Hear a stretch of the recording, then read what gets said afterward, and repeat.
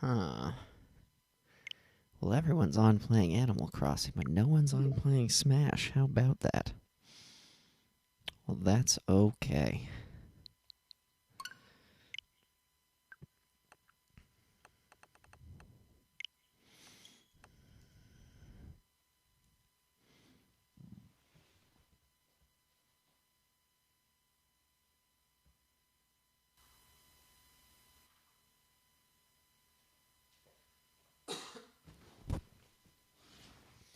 Check, check, check.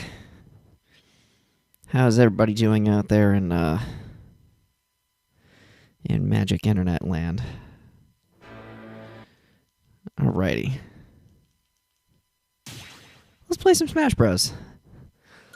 Also, it's just me tonight. Goodman's dad is in town visiting, so he's occupied with that, which is perfectly understandable.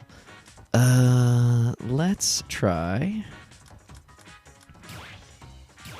Screw it. Let's go right in solo, and we'll play. Yeah, let me pick up his banjo. Also, if you do happen to be in the chat and are watching and want to fight me, let me know, because I will take you on quite gladly. As soon as I can remember how to play this game. I have not played Smash in like a month.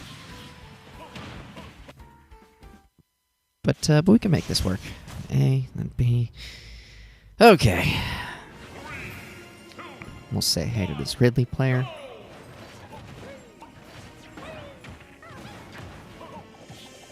Come on. Come on, you little bit. I mean, I guess there's that.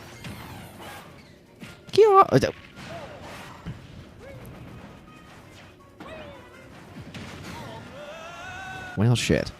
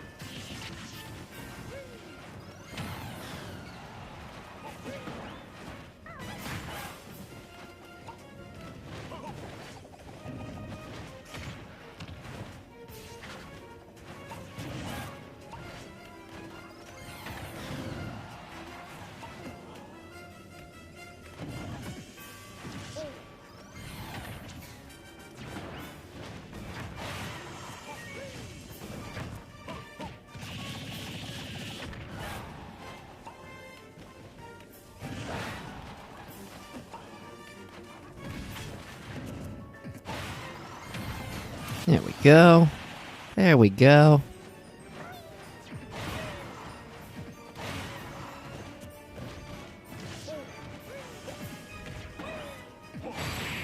And death for me.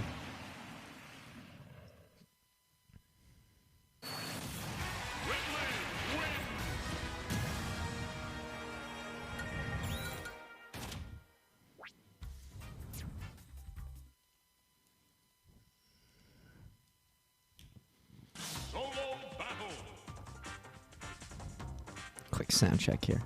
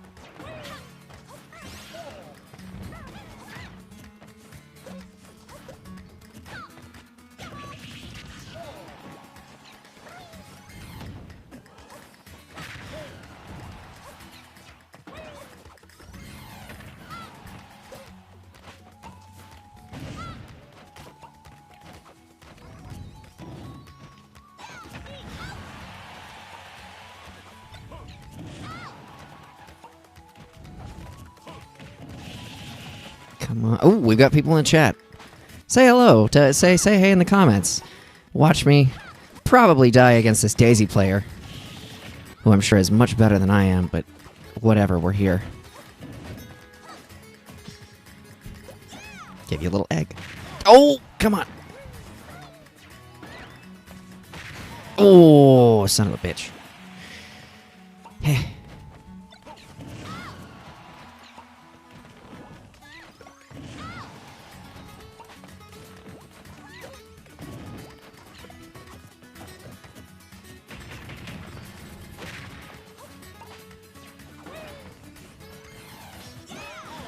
Saw that coming.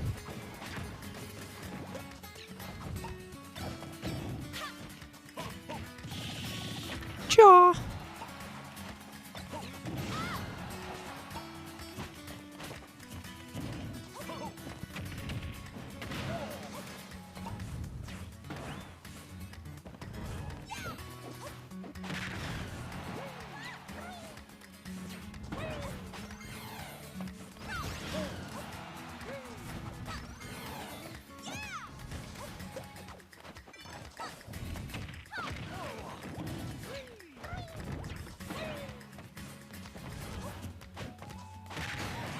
What?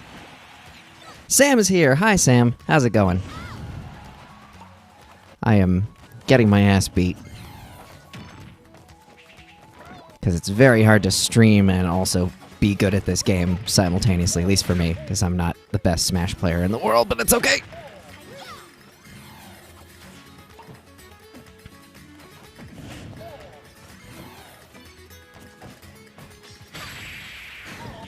And there's some death for me. How you feeling, Sam? Would you rather play Animal Crossing? We can totally play Animal Crossing. I was planning on playing Smash Bros. With Goodwin, but he told me like 2 hours ago that he couldn't be here, so it's just me. And it's a little weird just playing Smash Bros. By myself and talking to... Well, I guess talking to you. But if you would like to come hang out in Animal Crossing, we could just do that too, because this is kind of hard to stretch into a whole thing. Let me get some yucks out for Harambe first, though.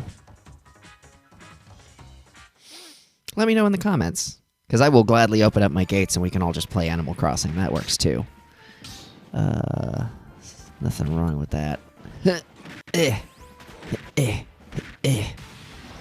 Fighting an opponent that's not an opponent. I'm doing all right, to be honest. I'm not very good at Smash either, but it's a lot of fun. I'm not bad. It's hard to like maintain conversation and also play one-on-one against people who are very dedicated at Smash. Like, I've only made it into Elite Smash once or twice. And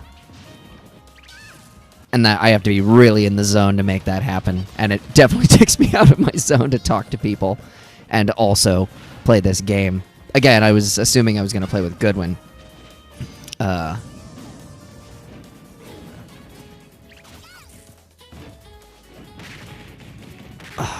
me just get the drop on this guy.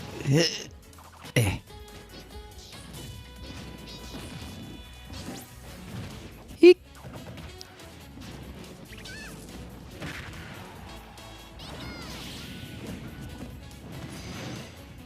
It's been so long since I played Smash, so I'm definitely out of practice.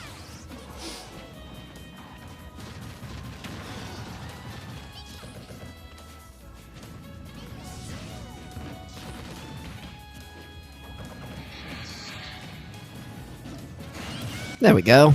Yay!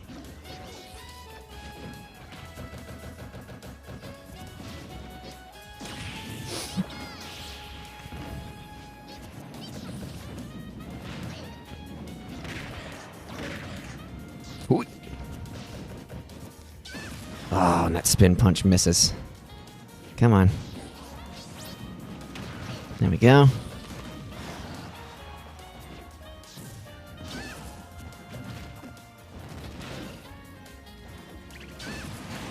I was hoping to get that power punch in.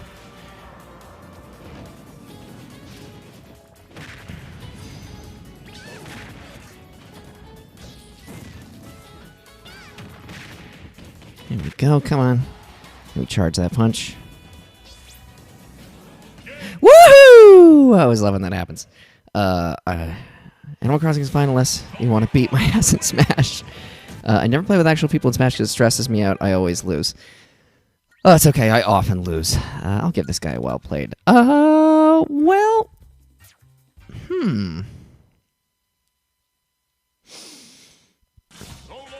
Why don't I just open my gates and we'll play some Smash Bros? We could do that. That'd be... play some Animal Crossing. That would be fun. Also, because I don't know how to do super long distance. I think you have to do, like, Battle Arena to hook up with people whose friend code you have. So I am totally in favor of Animal Crossing. Yes, hello. If you're just joining me, this is now becoming an Animal Crossing stream. In case you missed it, because now I see a third person in the chat, and I will say hello to that third person as well.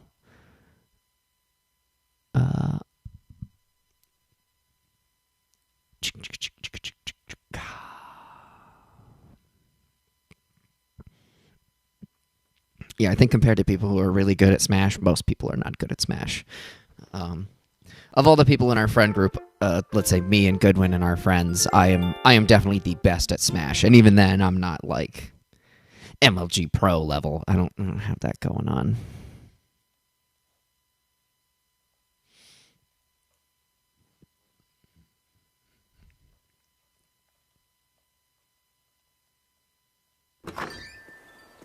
Feel lame for recommending Smash to go. It would have gone. That's a number of factors. Also, it's kind of a weird week to be. I mean, even last week would have been a weird week to be streaming, but this week too. For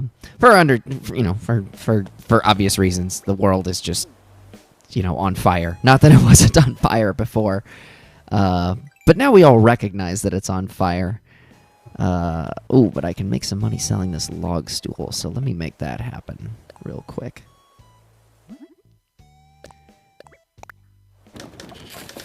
Woohoo! Sell this, and then I'll open the gates, and everybody can come party. My friends who Smash always scare me. They're really good at it. Yeah, man, the people who are obsessed with it are obsessed with it. And, like, look, I've definitely spent... I think I've played Smash for over 400 hours. You can see that in my Switch log.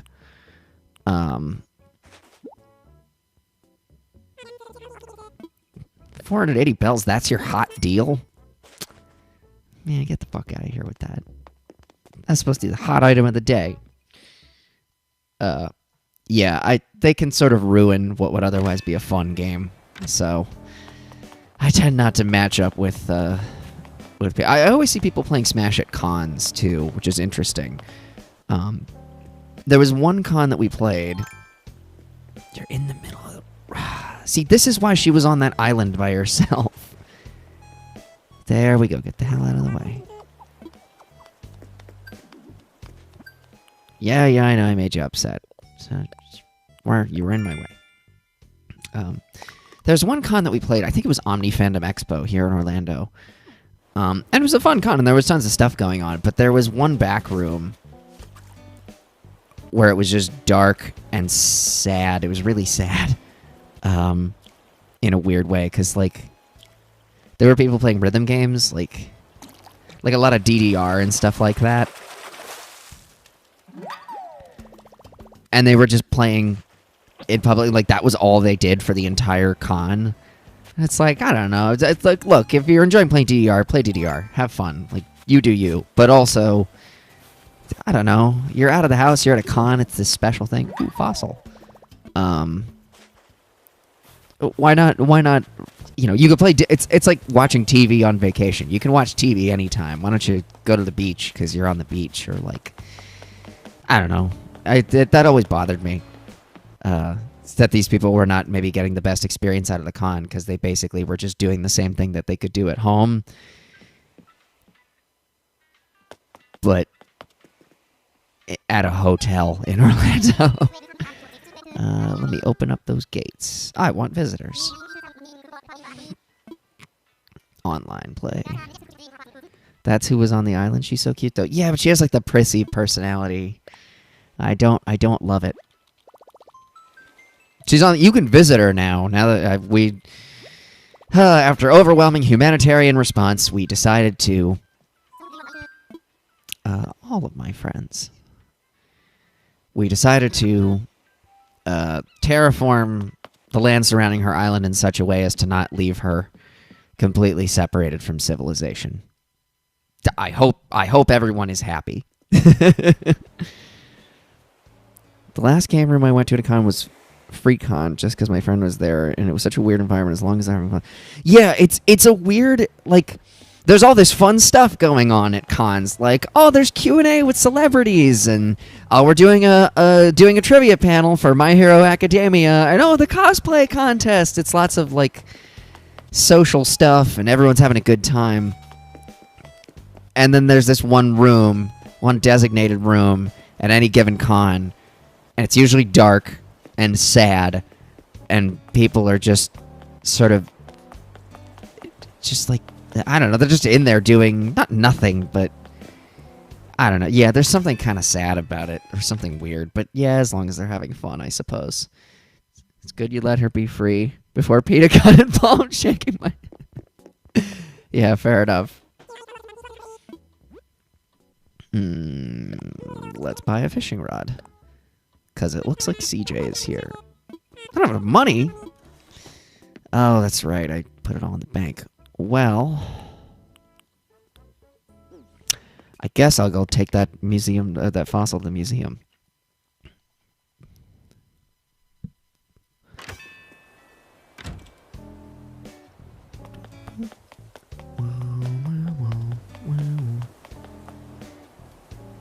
Got the little dinosaur standee for the front of my museum.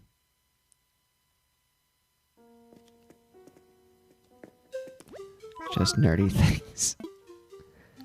Let's assess a fossil.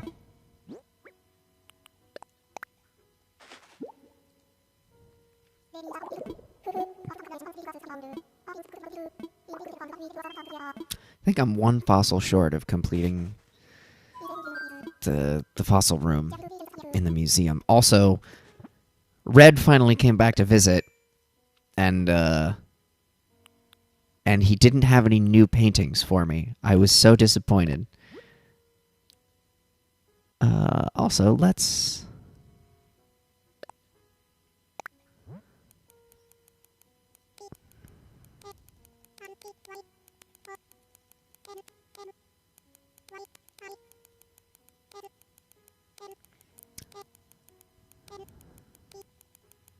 Party on my island.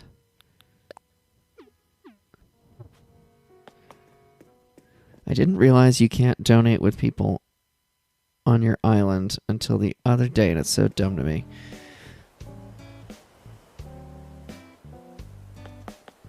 Really? You can't donate stuff to the museum while you're... That's weird. Yay!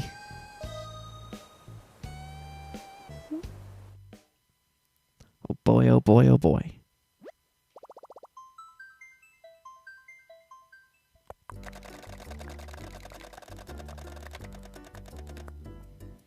Strawberry.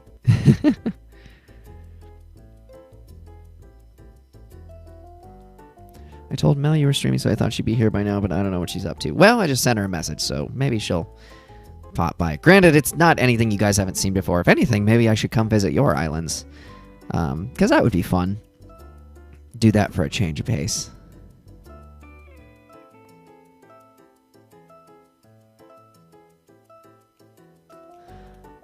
Hopefully it doesn't do that thing that it was doing last time, where it just shuts out the connection and decides to kick everybody off my island. That was weird. I was getting sick of that.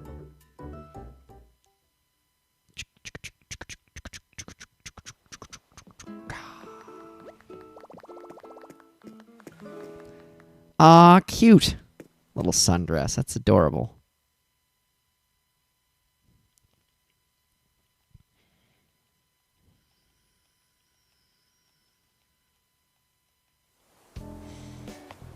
I'll come over and say hello.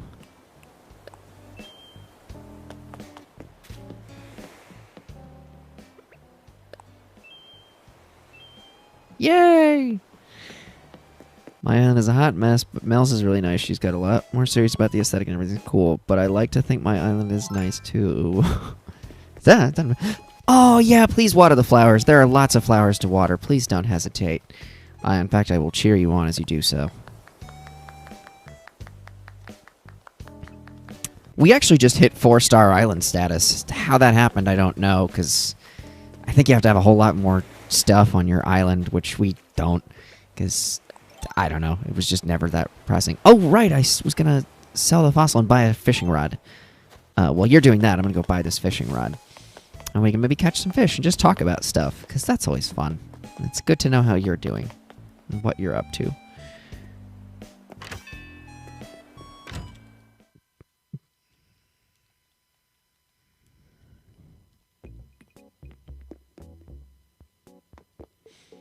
Okay, so we'll sell them the, sell them the Spino Skull. And that should be enough to get me a fishing rod. Which I could just make, but I'm lazy. And this is faster. Yoink!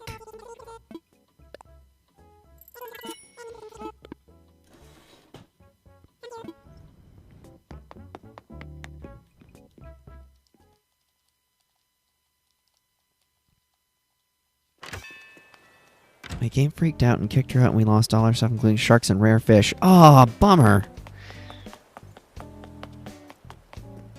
It is, yeah, I was going to say, that's actually why I stocked up on the fishing rod, because I would love to catch me some sharks and sell them back to CJ. That would be great. And let's also see if we can make some fish bait. I think it might have been a problem with the game, and hopefully the recent update. Was there an update recently? I mean, I guess there was. Maybe it just happened when my system was off. I don't know.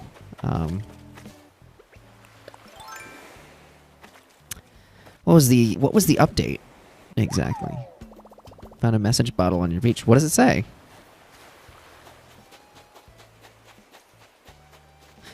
Huh. Let's find out. Message bottle. It's another recipe? What? That's 2 in one day. Infused water dispenser. Oh, I already know it. Here you go. Take this. That's for you.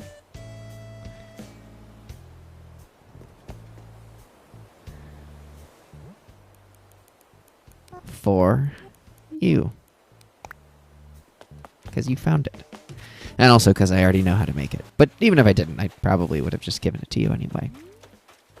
For being cool and coming to visit on what is otherwise a relatively quiet night here in Lake Wobegon. By which I mean Orlando, Florida. Just remember the game updated. That's fair.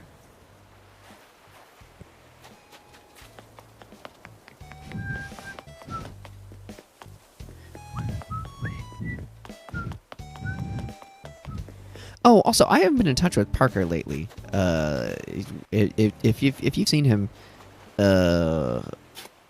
ask if he's gotten his sticker, because sent out those Patreon stickers like a week ago, and I think everybody's gotten them by now, but I don't want to leave anybody in the lurch or without their sticker, because sticker delivery is very, very important to me.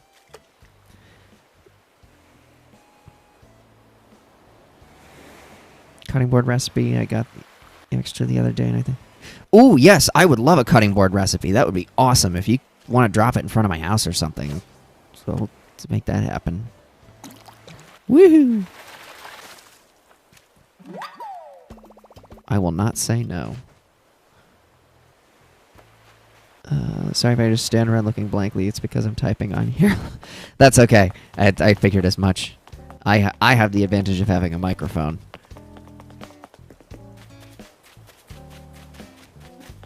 And while you're doing that, I am actually gonna... Oh, he joined the Patreon? Didn't even tell me. Yeah, Parker was one of our first patrons within the first, I think, 48 hours, which was very sweet. Because I was wondering whether or not people would go for it at all. But it's doing all right. I think we're about 10 $8 short of our first patron goal. So that's pretty cool. We're at, I think, basically $140 of patron support per month. Once we hit 150, we're going to do this whole thing where we basically do a giant raffle and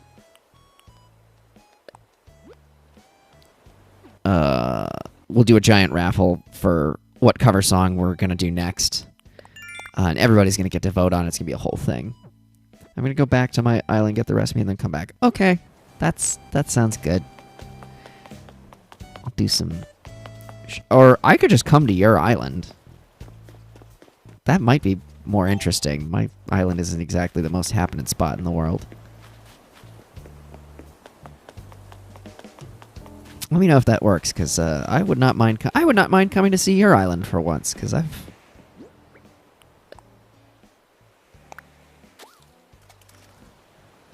But while you do that, I'll catch some fish.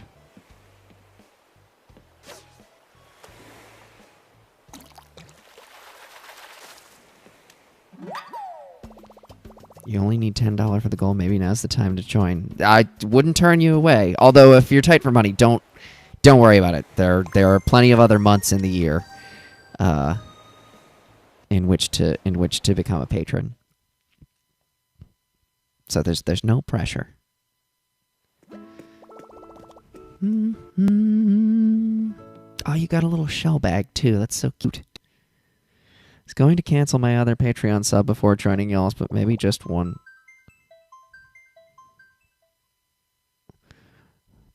Other Patreon sub? Who else are you subscribed to on Patreon? If you don't mind me asking.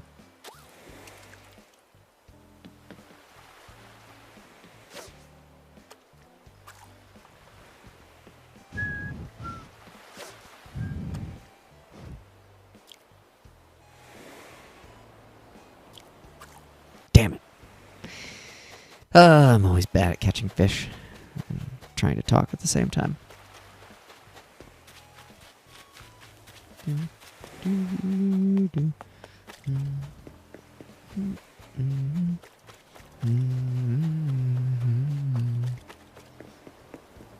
Come on, ocean fish. Let me see a shark. Come on now.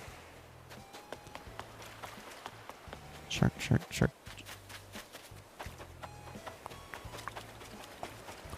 I also like that Punchy is wearing a cardigan and skirt. He looks good. Rusty Quill. It's so I get early access to Magnus Archives episodes, but I don't listen to any other content from them, so I feel like I'm kind of wasting money at this point. Rusty Quill. What is Rusty Quill? And what is Magnus Archives? I've never heard of any of this. I'm not hip with the kid. Goodwin's the one who's hip with the kids. I am not hip with the kids. So forgive me for asking.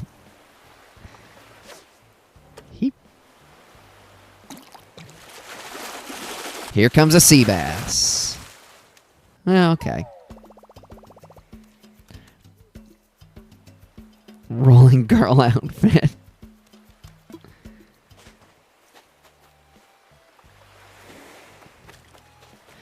Yeah, not only Punchy, but if I can find him, Olaf is also wearing it, which I gotta tell you, gives me a whole new perspective on Olaf. So he was definitely the least favored villager for a while. Well, discounting what's her name, of course, the mouse who used to live on Alcatraz Island. Okay, that's a little better. They make podcasts. The Magnus Archives is a horror one that I love. I don't like horror, but usually it's very compelling. Oh, that's cool. What's the big one that everyone listens to? Welcome to something. I've listened to a couple episodes. They're good. They're very weird. Or sometimes I'll go on YouTube and you can look up. It's almost like these dramatic. Ooh, I think that's an eel. These like dramatic readings of these stories. There was one called. Oh,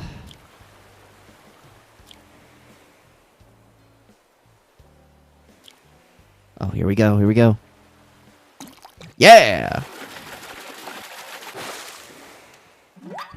Ribbon eel. My gates are open if you want to come. Yes, I will come to your town. Give me 2 seconds. Let me just catch one more. Let me just sell this fish, or sell these fish rather. Is there anything you want me to bring? Is there anything I can bring you? Any furniture you want? Any themes? Maybe I can help you out with.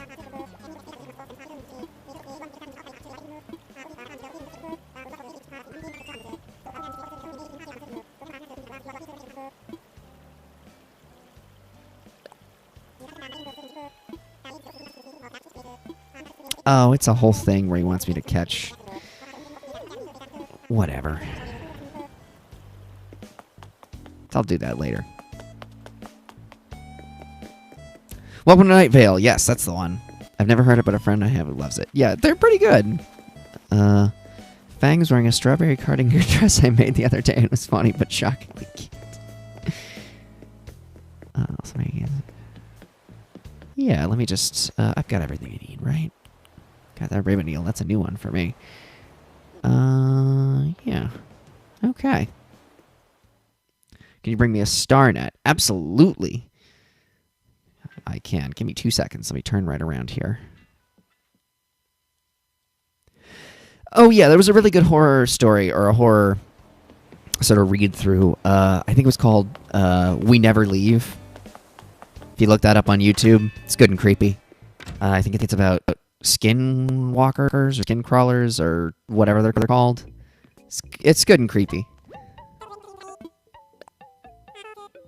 Do you have a box sofa I could catalog? I don't think I have one, but I could make one, because it's a DIY, isn't it? Let me check. I might, actually. I mean, if you want a box sofa, I'll just give you one. Oh, right, StarNet.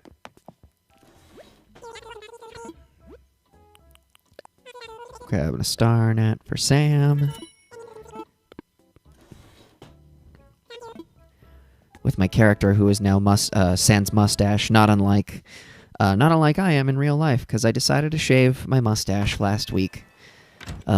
Which is not to say I didn't enjoy it. I liked having a mustache, but I don't know. It was a little flimsy around the ends, and I got to the point where I realized it probably wasn't going to get any better until I just shaved the whole thing off and grew it from the ground up again. Got my box corner sofa from a balloon, so I don't know if that's a DIY.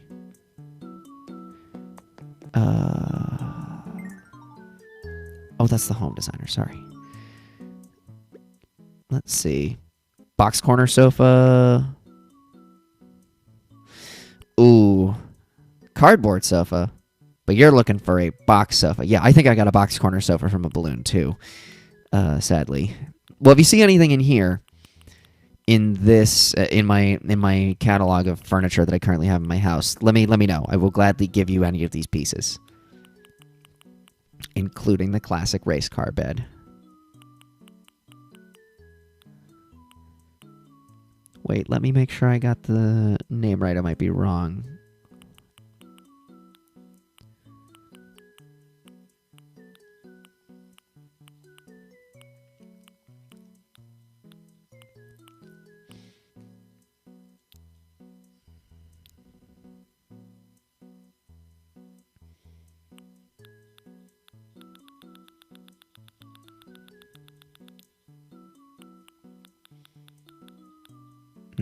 I have many wallpapers.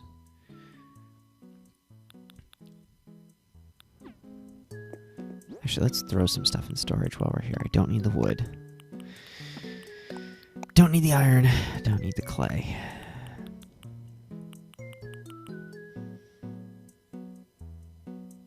Yeah, it's what you have too. It's fine. Okay, so just the StarNet then. And let me put this mysterious painting in storage, because I guess it's not going in the museum because it's already in the museum. So, thanks a lot, Red. What's the thing with the crystal ball? I think that's a fortune teller set. I can give you that. That's no problem. I got that's. I don't even use that. Let me pull that out for you.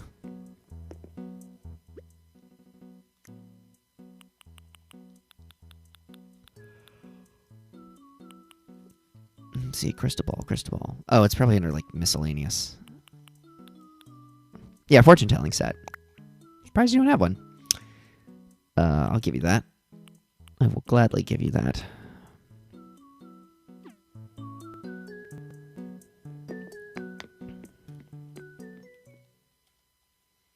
If you want anything to do, orange umbrella, wooden bucket, juicy Apple TV, hyacinth wreath music stand. Juicy Apple TV sounds kind of cool. It's good and silly. I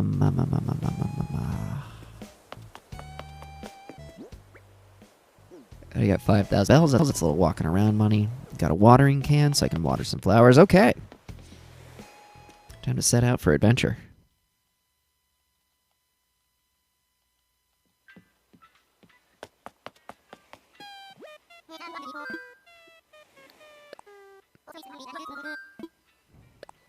That's right.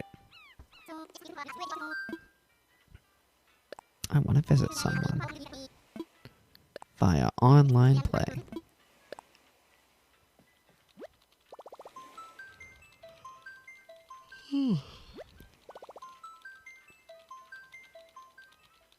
What's it like up in search for a friend code? What's it like up in Tallahassee right now? Are people still wearing their masks or not?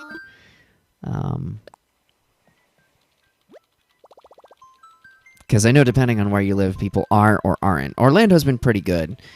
When Goodwin and I went out protesting last Saturday, almost everybody in downtown Orlando was wearing masks, and there were about 10,000 of us. So when you come to my island, don't mind the bones sitting around outside or the fish in the house. I couldn't sell anything today.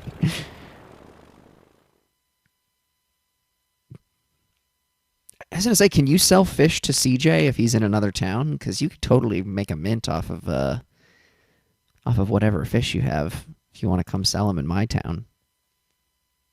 Which would require doing the reverse of what we just did to do the thing that we were originally doing. So don't worry about it.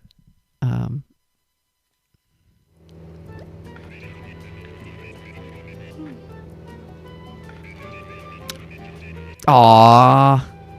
Waving from the... That's awesome.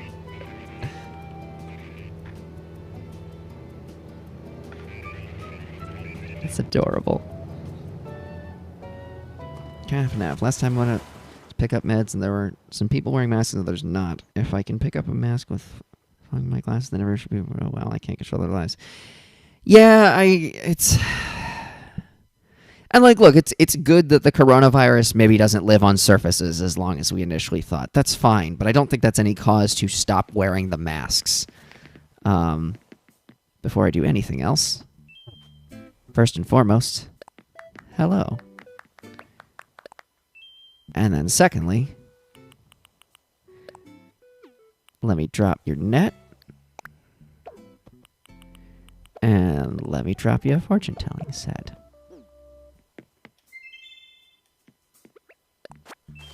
Oh, that's greetings. Joy. Yay! Nah, you can't sell the other CJ. Ah, that's bullshit. I can give you a tour.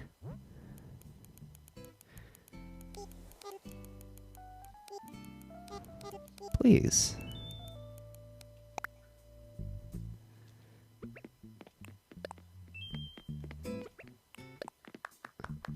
Here we go. Take it away. Ah, you went with the wood path, I see. Got a good look going. This is nice. Museum. First stop.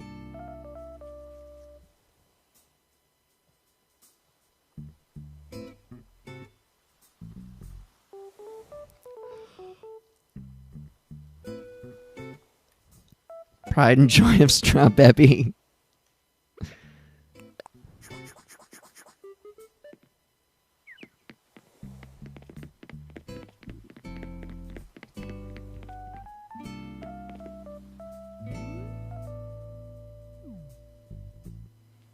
Sprinkle. Let's go meet Sprinkle.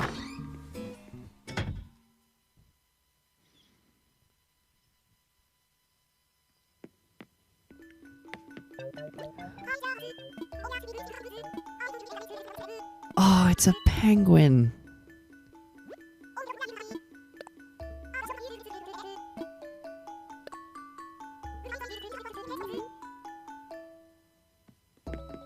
I had Sprinkle in my new Leaf Town, so I'm happy to see her here in Strawberry. Same Muffy. Aw, that's awesome. Sorry, I won't go into every neighbor's house. I just wanted to. Yeah, sorry about the delay.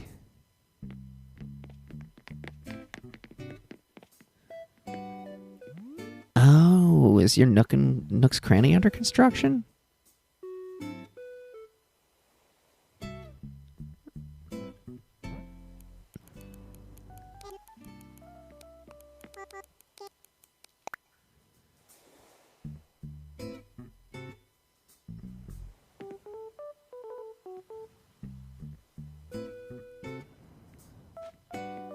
Also, I like the water sign. That's funny.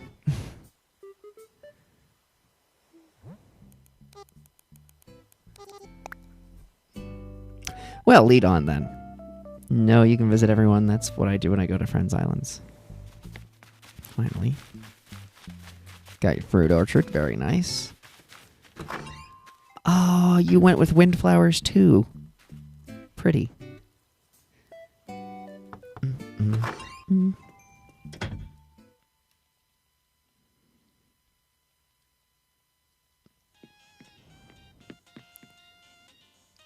Ah, how cute.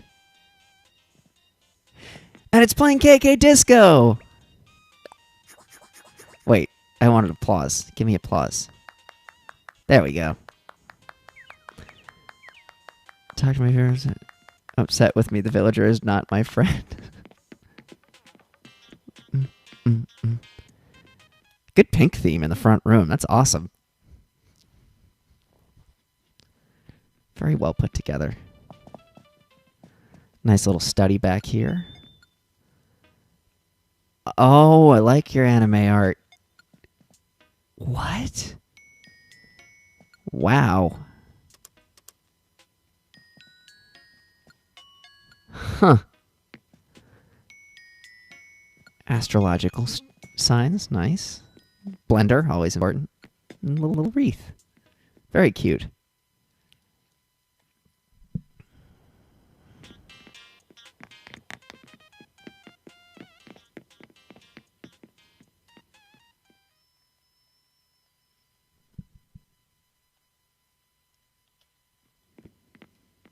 Whoa.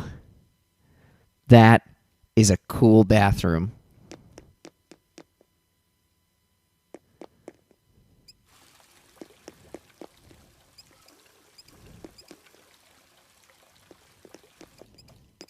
So cool. Are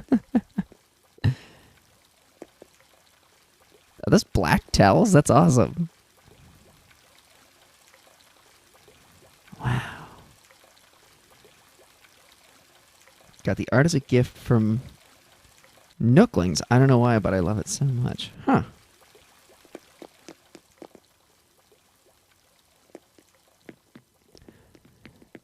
Wow. I love that sky backdrop. I have that and the cloud flooring from Sahara. They're a lot of fun. All right. It's a fun little house.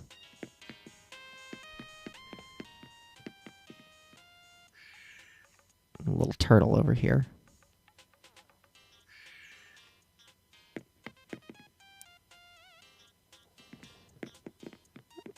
Well done all around. Cool house.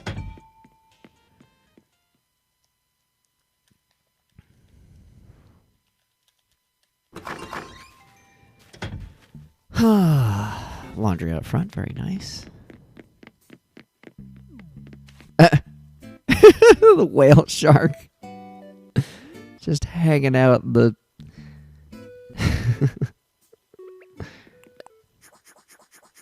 Nice. Thank you for the kind words, Bobby. I wish I could respond faster. Oh, you're fine. Don't worry about it.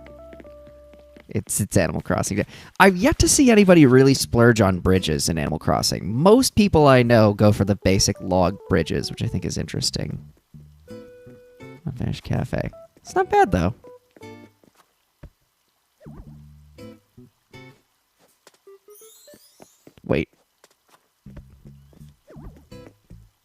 I will also joy react.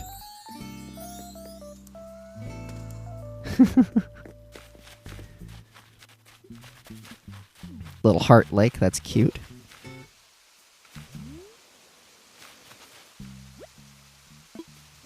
Birthday boy, huh.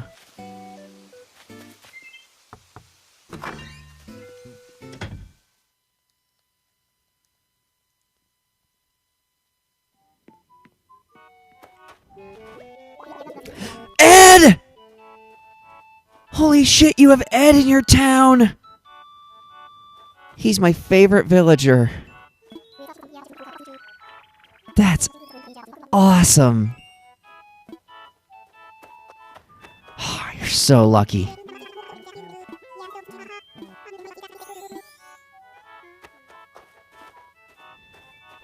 He does a little trot too. Little puppy. I remember when Ed was in the very first Animal Crossing, and he was one of my villagers. It's cool to see him again. Also, sorry, I just shouted into the microphone. Oh, actually, you did splurge on it. Ooh. You can build them diagonally. That's awesome.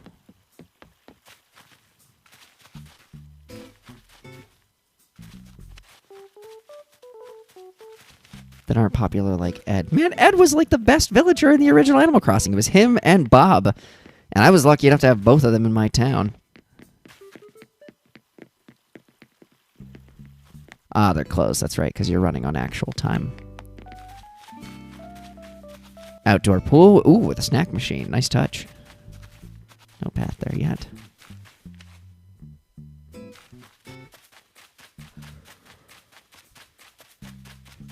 You can have him if he ever wants to leave. Absolutely. This side is sad. No, it's just undeveloped. Oh, wait. As long as we're here. Let's, There we go. And a little bit of that. Ah, your pink roses are beautiful. Help you grow some more here. Yeah, I never got the popularity behind villagers like, the cat from the Tumblr art. We discussed him on a previous stream, I think. I never got the appeal behind that, so... Especially because his personality type sucks. Whereas Ed is, like, the nice guy villager. So is Punchy. I mean, Punchy sort of has, like, the stoner personality type, but they're still fun villagers to have. And up we go. Orange. Now that's a new one. I have not seen that before. Oh! Your fountain's on an island. That's so smart. Sterling, he was on my fruit island, one of my friend's islands. I got so excited when I saw him. I understand your joy. Raymond. Yeah, it was Raymond. That's right. There we go. And a little for the yellow. Sorry, I hate to take up all your time. I just always appreciate it when people water my flowers. So, ooh, you've got a ton of black tulips. Also, I did something. Oh, for watering flowers. Because we are twinsies. Yeah.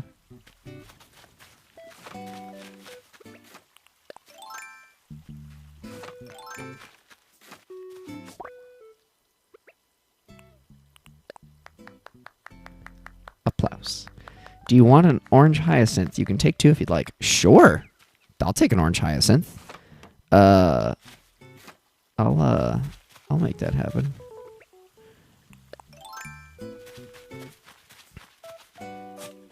One and two. Thank you so much. I super appreciate that. You can take 3 black tulips. Absolutely. We have a few in our town, but not... I'd love to have a ton of them in the entranceway. So I will not turn you down on that either. So thank you again. Seriously, I appreciate that. One. We both have glasses, and heterochromia, which is what I mean we're special. Oh yeah, that's right. Like David Bowie. David Bowie actually had that. His eyes were different colors. Do you really have heterochromia? I never noticed. What are the colors of your eyes? If you don't mind me asking. And while you respond, because it does take a while to respond. Either way, I'm going to water some more of your flowers. Because that's what I want to do. That was nice, like a meadow of flowers. One, it helps Tulips Town become even more of a Tulips Town. Ah, thank you.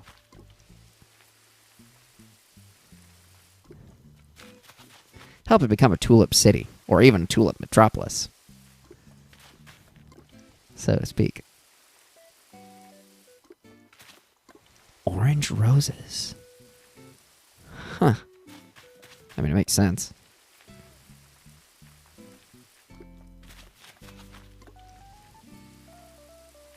How'd you get black? From 2 reds? Well, the only time you've seen me was at a con, full cosplay, so I'm not shocked. Yeah, that's a good point, actually. And we were all in a hurry and fresh off of 4 hours of driving, and I think we had played a show the night before, too, so... Oh, that's right, I remember. I remember you telling me about this guy.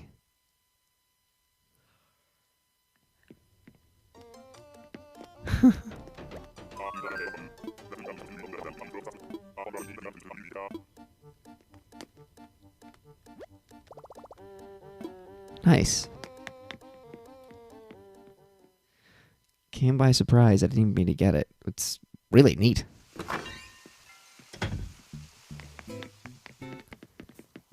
Someone who is not home. Oh, you've got them all in a neighborhood. That's cute. Claudia, very nice.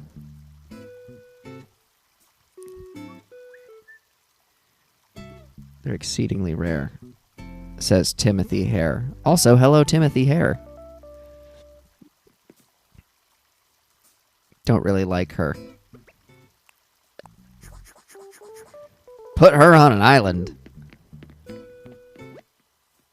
This one's Vesta. Baby. Oh!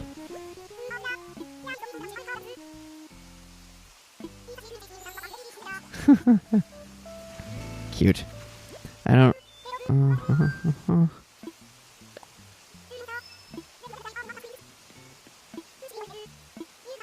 Freshly delivered friend.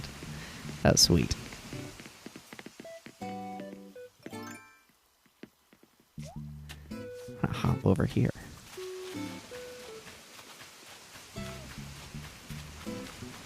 Oh, that's cool. I've not seen that before. That, like, structure for a waterfall. That's awesome. What?!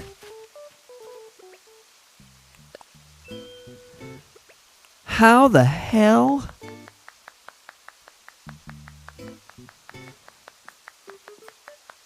God damn. Quite the catch.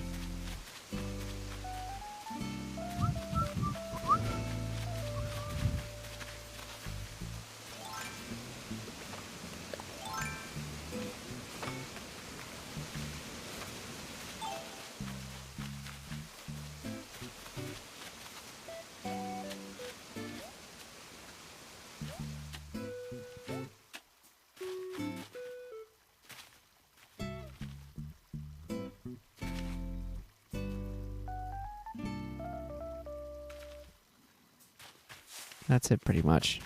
That's a nice town. I like it.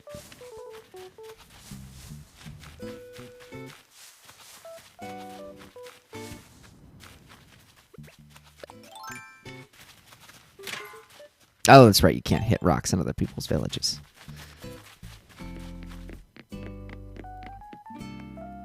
Didn't even know they were in the game.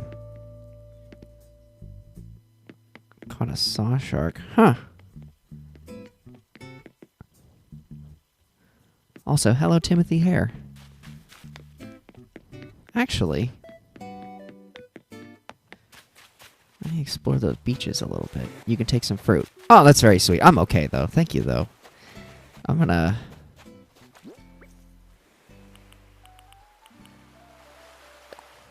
Also, thank you for the cutting board recipe, seriously.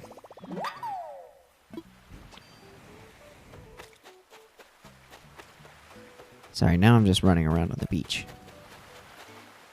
Looking for sharks. Sharks don't make that sound.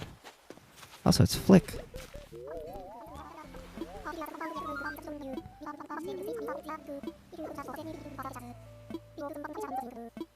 Ooh, firefly.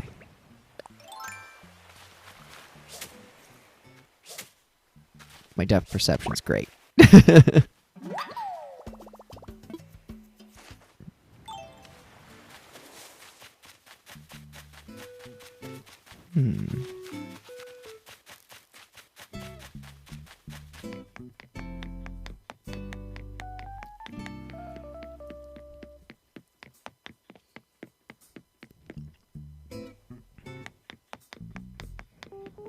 Yeah, your island is quite lovely. I like this. Coach. Like the class on which I fly when I get on an airplane. I love Flick so much. I think everyone loves Flick. He's a classic power bottom. Or a classic bottom, rather.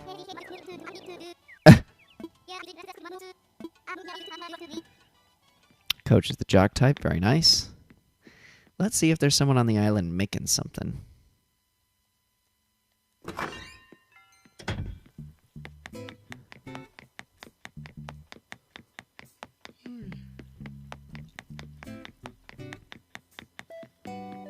Love the bugs of the game. They're great.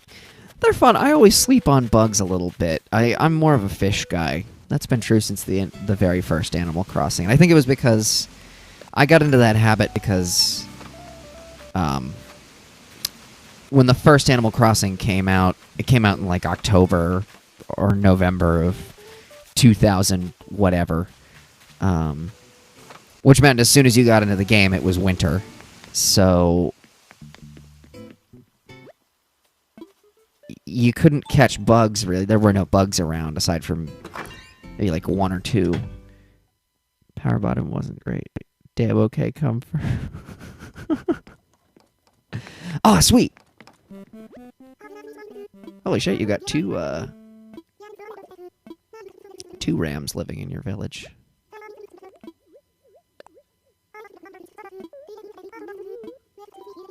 I do already know how to make a woodland wall, but that's okay. Gosh, sheep, oh my god.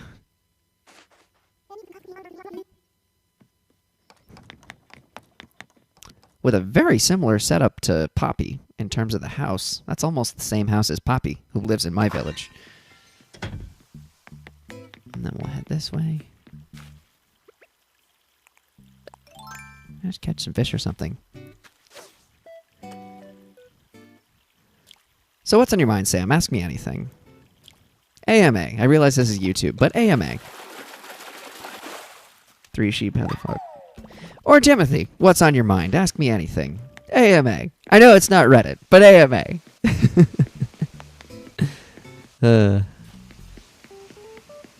Music, gaming, touring, you name it, I'll talk about it. Ballet, classical ballet. I don't think that's interesting to anybody, but I can talk about that for certain. Come on. No, oh, I don't want to shake the cherry trees. I guess I'll take those cherries now, just so it's not out of place.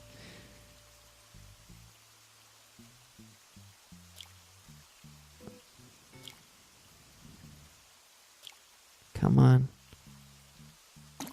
Woohoo! If you were to dye your hair any color, what would you choose?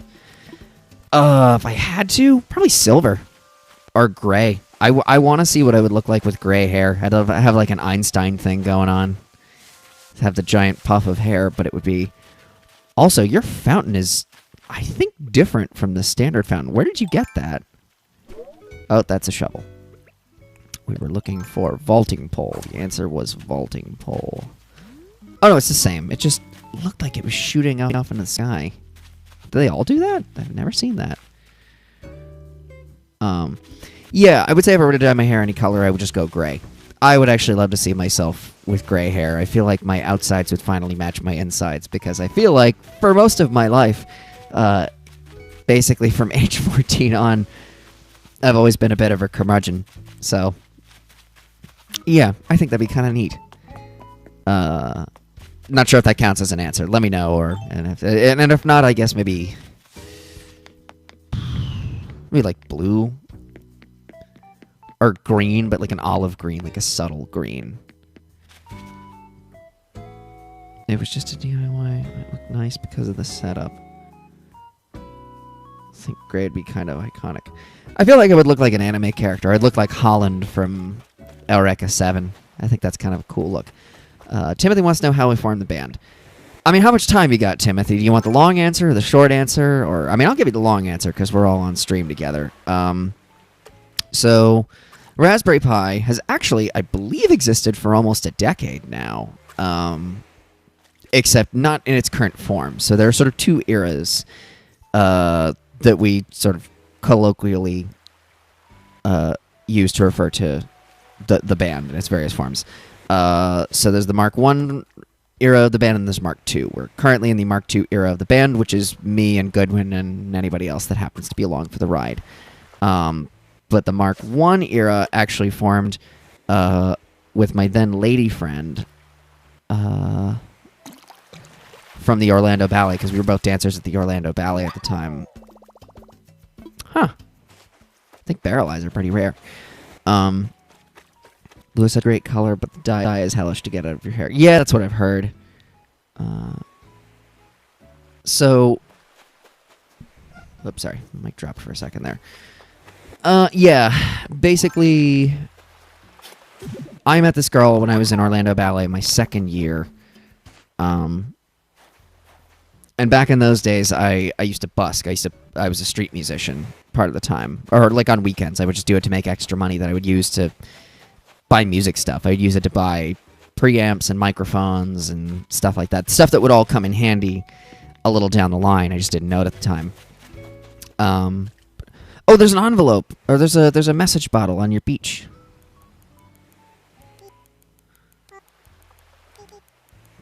Bottle on beach. Right, so I met this girl, and I remember talking to her, and we got along pretty well. We made pretty good friends pretty quickly. And I remember telling her, oh yeah, I busk on Saturdays on Park Avenue in Winter Park, which is near Orlando. And she was saying, oh, I play violin, I'll come out and play with you. And I sort of thought to myself, yeah, all right, whatever. Because I was just used to people being non-committal with music stuff. Nobody ever wanted to be in a band or whatever. Huh. It's been a while since I caught a tilapia. Yeah, so... But to my surprise, she actually came out. Oh, do you already have that recipe? She came out, and she played violin, I played guitar, and it was a good time. And we would do that occasionally. And one thing led to another. We sort of became an item, and then we would just go out there maybe every Saturday or every Sunday. We would just play on Park Avenue because it was a lot of fun.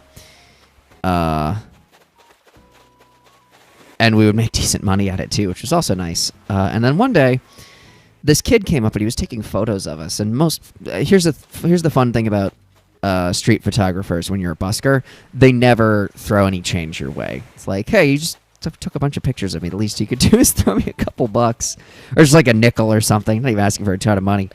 But we might be the center of your portfolio, and you're not even gonna help us out. Which, fine, whatever. I'm just griping for the sake of griping.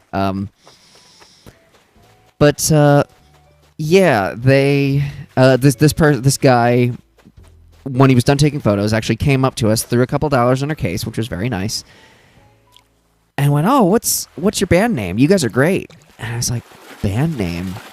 I never... And off the top of my head, I said Raspberry Pi. Because it was just... And it also had never dawned on me that two people could be a band. I had never thought about, like, oh, the Bird and the Bee. Or Pomplamoose or whatever from around that time. It's like, oh, two people can totally make up a full band, quote unquote. You know, I always thought of it as guitar, bass, drums, keys, singer. In that very traditional rock and roll sense. But this guy was like, oh, Raspberry Pi, that's a cool band name. I'll make you guys a Facebook page. And it's like, okay, yeah, sure, whatever. I thought nothing of it. I figured, yeah, okay, kid, thanks. But we go home. And my lady friend is napping later that night. And I go into Facebook, and just out of curiosity, I checked, like, Raspberry... And sure enough, there was a photo of me and her playing on Park Avenue, which if you go far back enough on our Facebook profile, you can see some of those photos. And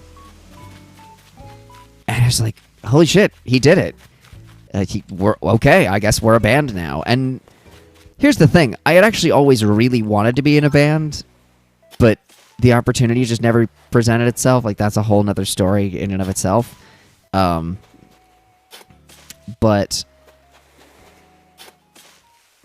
oddly enough, having this guy say, okay, cool, you guys are a band. It's weird. Never did I so need to hear something and not know until I actually heard it.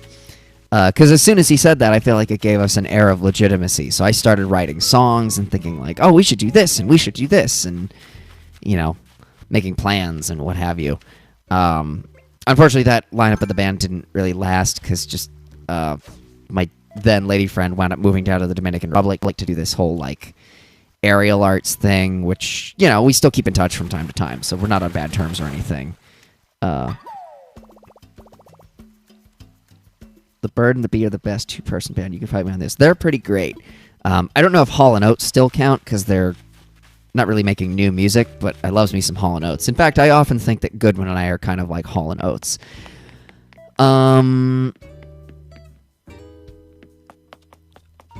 Actually, best of both worlds. I love the Hall & Oates. There's an album by the Bird and the Bee called Interpreting the Masters, and it's album of Hall & Oates covers. If you haven't heard it, go listen to it. It's great. And hold that pose, because we are taking a photo.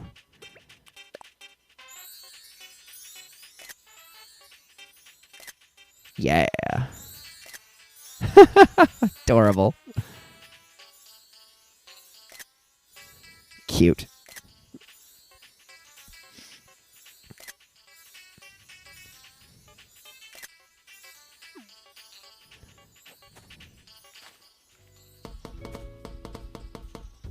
It's like Morse code.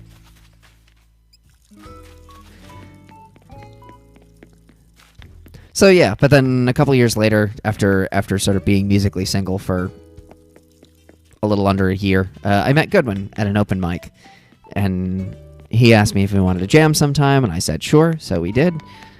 And we've been together since 2015, so almost 5 years now. Goodwin and I have been basically a band, quote unquote. Yeah, and that's the story. And Timothy Hare is no longer in the chat, so there you go. I discovered them through their own music, but I know lots of people and solely through their covers. Yeah, their covers are pretty great. I mean, their solo stuff, their standard stuff is good too. Also, Greg Kirsten, the guy in the male half of the duo, had produced 25 for Adele and like has won Grammys and stuff. So he's his own entity. He's very cool. And Inara George has this really interesting voice, and the whole thing's super cool. So I always love the Bird and the Bee.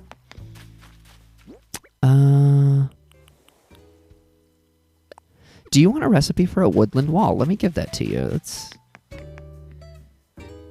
Back on a Facebook Live, y'all did a Hall & Oates. It was precious, but yeah, I had like the perfect best of Hall & Oates CD, but then car accident, boom, favorite CD gone. Aw, bummer. Also, you are still in the chat. I thought you had disappeared. Let me, here, let me give you this to you. There you go.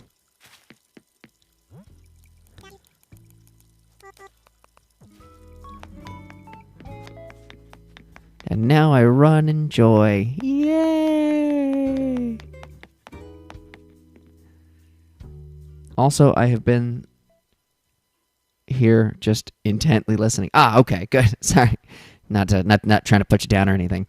Yeah, that's essentially the story of the group. Wait till I know it. Oh, bummer.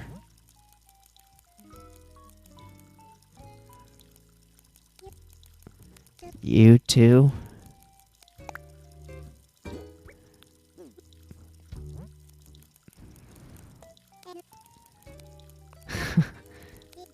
No. Give.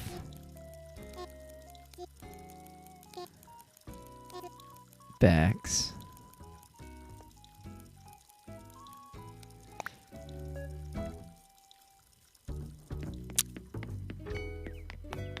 Now I run away. Aw, your strawberry flag. It's adorable. Yeah. Yeah, Goodwin and I have been together for, man, like 5 years in September. We've done a lot in that time. We were gonna tour up the East Coast, but that unfortunately couldn't happen because it happened to coincide with COVID. So, ooh, fossil. But I found it on someone else's land. I'll give it to Sam. 'Tis me, Alex. Oh, dude, Alex, hey! What's going on, man? Never catch you during the weekly streams. How's it going? Alex was here for my for everybody in the chat. Alex was here on Sunday because I did a Patreon exclusive stream where I played Tony Hawk's Pro Skater, the original one from 2000, and I beat it in one sitting. And Alex was there for the better part of that, which was pretty cool of him because that was 2 hours of me restarting levels a whole bunch. But it was fun. How are you doing, Alex? How's it going? How was work? Because I realize this is probably a work day for you.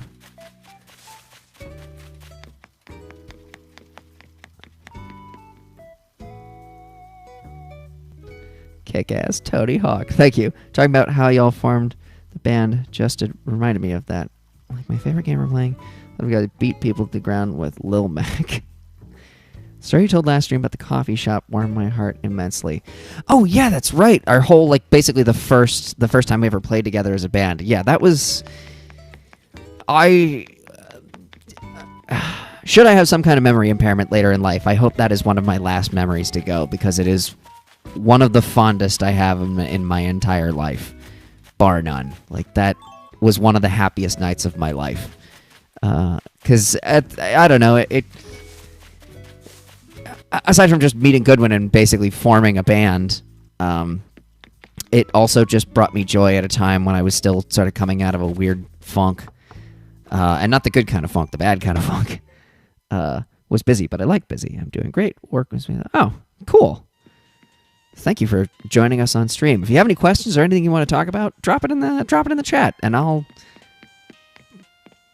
just chat you up. I'll chat everybody up. I'm a chatting machine.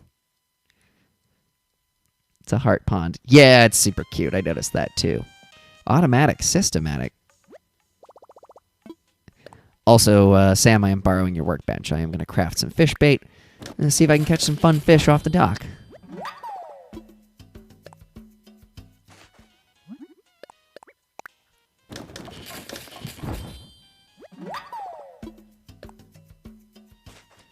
If I was more dedicated to my island, there would be more cutesy with heart ponds, but for now there's only one. Ah.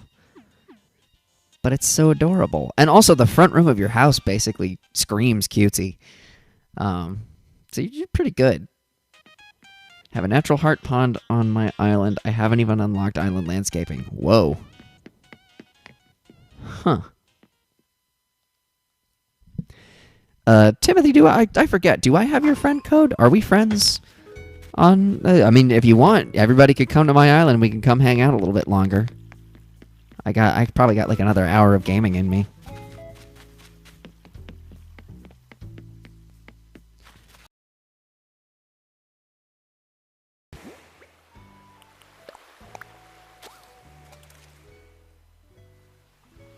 So fucking sweet.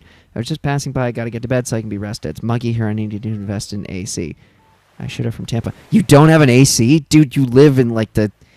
How are you surviving up there? Jesus Christ. Oh, God. Get to bed, man. And take a cold shower before you go to bed. That helps me sleep in the hot weather. Sea bass. Should have learned from Tampa.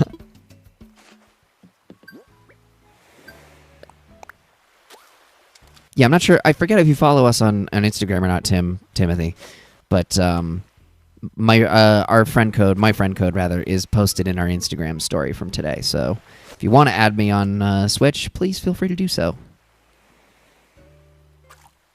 Or I'll play you in Smash, which was the original intent of this stream.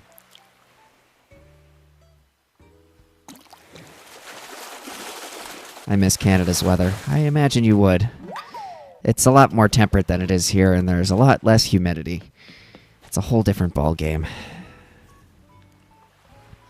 I do miss New Jersey's weather sometimes. And I was planning on visiting my parents in New Jersey last week when we were gonna be on tour in the Northeast, but again, that didn't happen. Damn tennis elbow.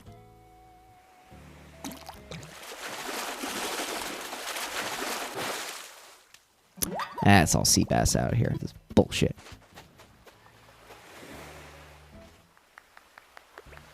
Let me just blush a little bit. There we go. My friend codes. I don't have Instant. I don't have the online membership. Ah, well. Well, you can still hang out and watch streams. You can hang with us. Oh, wow. It's my 500th fish, I guess. New recipe. Ooh, that Apple TV is cute.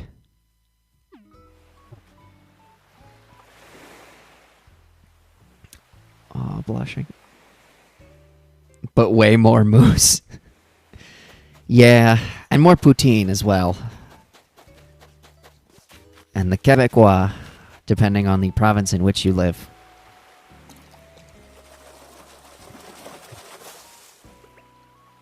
Damn, good luck with fish today. Really need this quarantine to end because I'm trying to get my driver's license and a job. Yeah, man, I feel ya. We're all waiting for things to improve a little bit. It's makes me wonder if America's about to relapse, because I've heard of places like Texas where people just aren't wearing masks, which seems like a bad idea. Because from my understanding, with a pandemic and the flattening of the curve, it's sort of like being in the eye of a hurricane. Just because you think it's over doesn't mean it actually is. So, and boy, we're impatient, and we don't like to follow instructions here. So hopefully, it's all gonna go downhill. Or hopefully the curve is already flattened to the point where it won't be dangerous. But we shall see. I would love to go back to playing shows and stuff like that. That was our job before all this COVID nonsense hit. You don't go back. That's right, you are. Literally in the same boat. Lol, it sucks. Bitch, and no one's hiring right now. Yeah, it's hard to find gigs right now. My dad actually went to Alex. My dad actually graduated from McGill, and is originally from Vancouver. So I've been to British Columbia, and I have been to Quebec. Gotta say, Montreal's a pretty cool city. And with the whole underground system, it's very easy to be there in the winter because you don't have to be outside if you don't want to. Because, my God, is it cold in the winters. Actually, my sister graduated from McGill, too.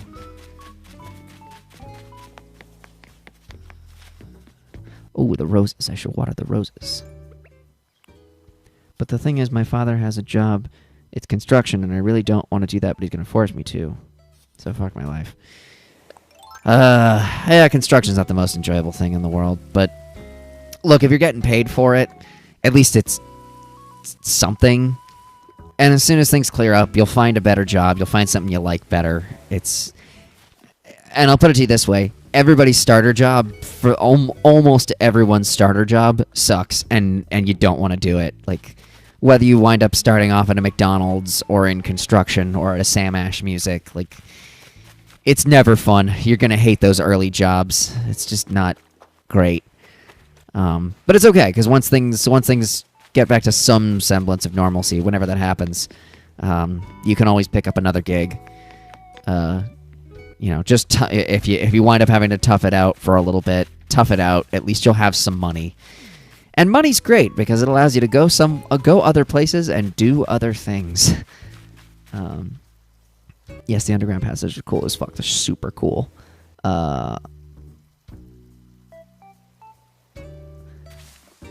Like, I remember I did landscaping during the summer for my first job. Really? How did it go? How'd you like it? I remember my first job outside of being a ballet dancer was working at Sam Ash in New Jersey. And boy, that sucked. I hated that. But I did it for 9 months, and I learned something from it and got stuff out of it. And by got stuff, I mean both emotionally and also monetarily, because when you work at Sam Ash past the 3-month mark or past the 6-month mark, oh my god, that's a bear. Cute. It also makes you realize she's Winnie the Poohing it because she's a bear. Best way to lose weight and get tanned. You're not wrong. Yeah, working at that Sam Ash sucked. And when I was working there for the majority of it, it was winter in New Jersey, and it was a really cold, bitter one. So, like, and I worked the morning shift, so you'd, like, get up at 7 in the morning to go open up this store, and I'd reach for the doorknob, and my hand would crack and bleed because it was so cold and chapped. It just sucked. And the people that worked there were not helpful to new employees. Also, I don't think I've caught a piranha before.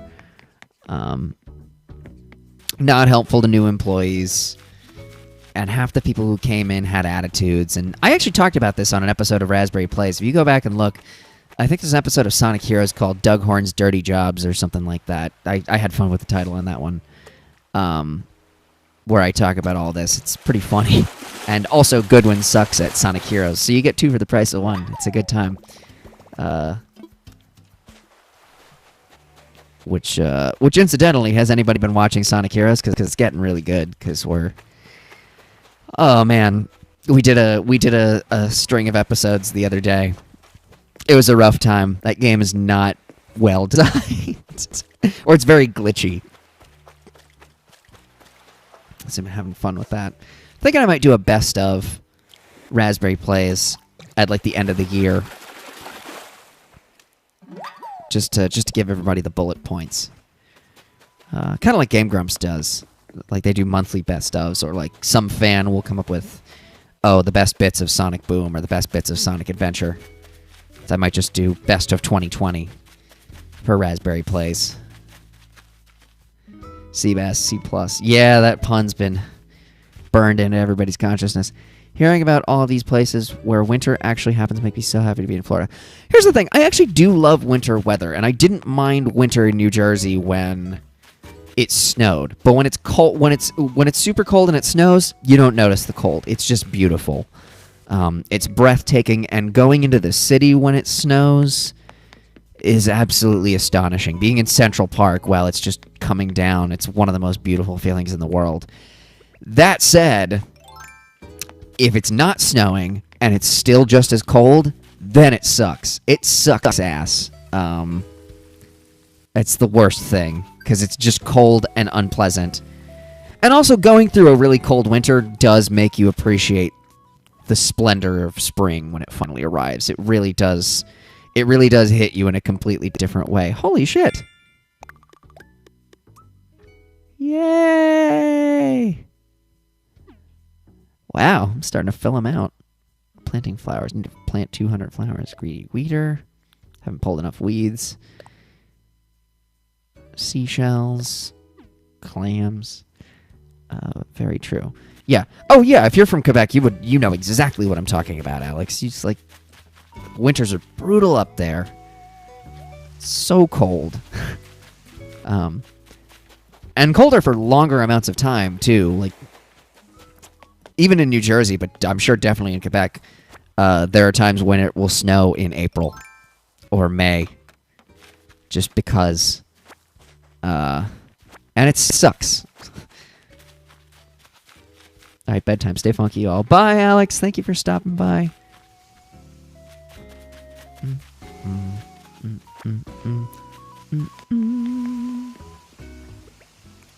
Let me catch one more fish here. Boom. Ba-ba-doo, ba-doo, boom.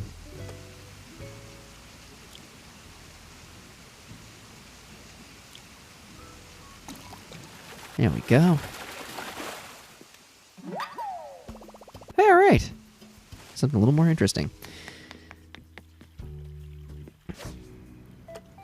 Okay, one more fish.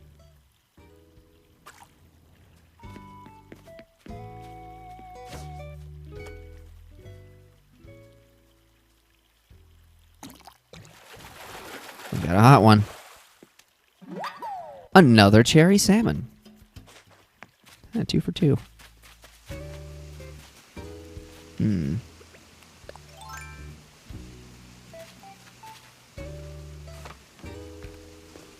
should do a podcast. I'd listen to that. Oh, I tune in too. I honestly just want some form of store job, you know, because I'm antisocial, but only with the public.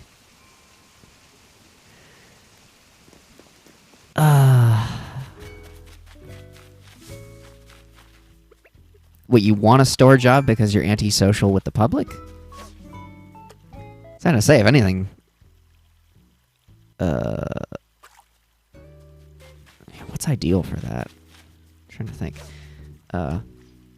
People, I'm telling you, if you're looking for podcast type content, watch the episodes of Raspberry Plays. That's basically what it is. I cannot stress that enough. If you like... Whoa. Now that's an arowana. Speaking of Timothy's earlier comment, I've not caught one of those before. I don't think. I'm starting to catch some fun fish here. Yeah, watch our episodes of Raspberry Plays. That's almost exactly what it is. It's a podcast that happens to have a game in the background. Because Goodwin and I talk about everything. It's not us just going, oh, Sonic Heroes is bullshit. I mean, it is, and we do. But, like, we just talk about whatever. We talk about band stuff. We talk about life stuff. We talk about current events, all sorts of stuff. Like, if you just enjoy hearing us talk, watch Raspberry Plays. I'm still rooting for the Raspberry Pi Discord server. It's the only one I can think of that's entry level.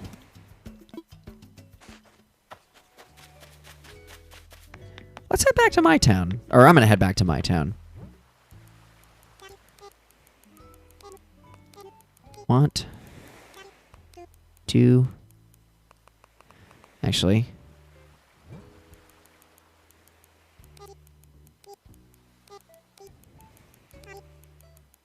Heading... out.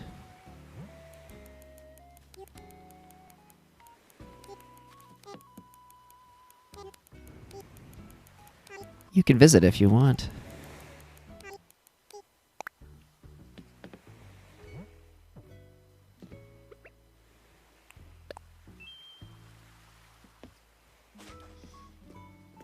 Show.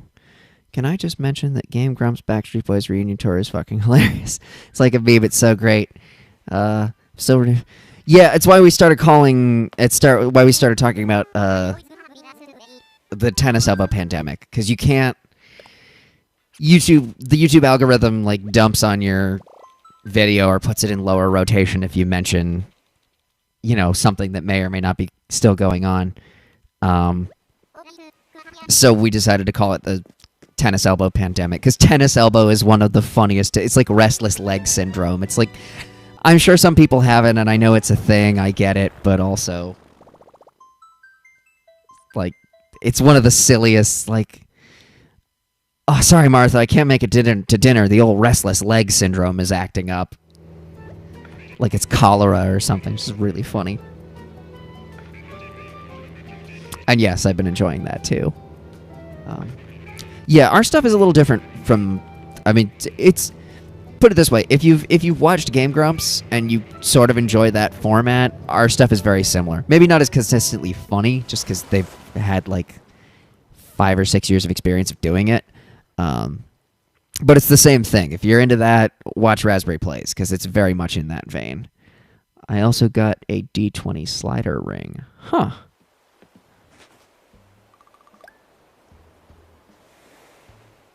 That's cool. Like D&D, like a 20-sided die ring? Let me open my case.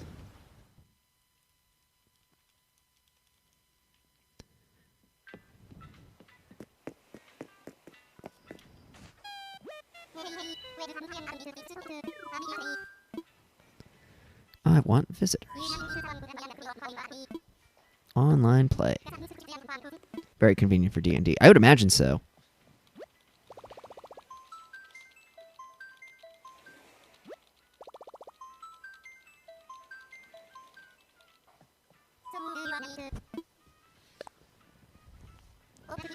It's funny, Goodwin and I were actually playing D&D last night. We're doing an online campaign because, you know, tennis elbow pandemic prevents people from sort of meeting up in person. But Timothy, when you play D&D, what class do you play? And what race? Actually, you know what?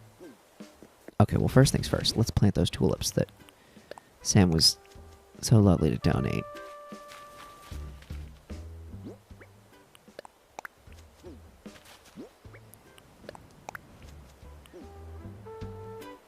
Freely spins on a bearing with different markings on it for 1 in 20. Ah, finally found my dice and put them in a cute Gudetama bag, but now I just want more, even though I rarely use them.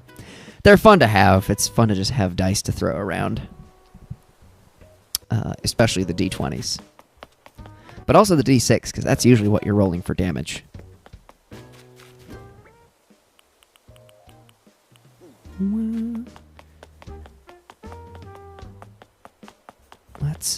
Let's put these.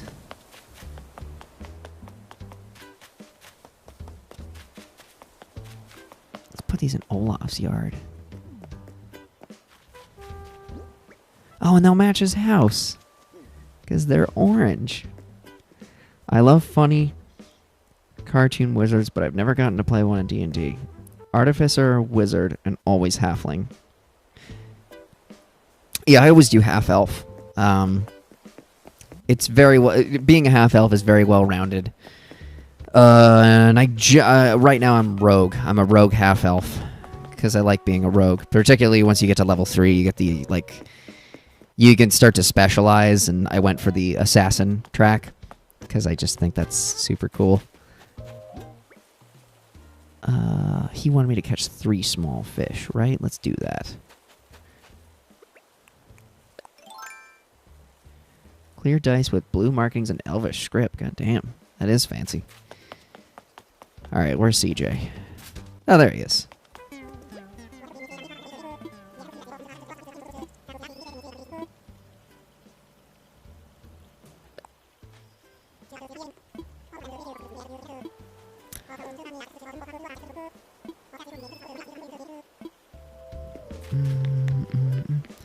Alright, we're catching 3 small fish then.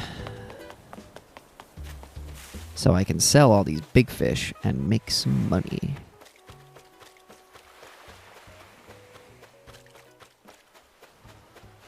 Tiny fish. Tiny fish. Bard is my favorite because I'm one of those people. That's fine. Halfling sense of community and be nice, but we have a secret language to let people know you can trust them. I like flipping that trope on its head, though. Like, my D&D character is very standoffish and very quiet and carries a rapier for stabbing. But you do seem like a half-elf.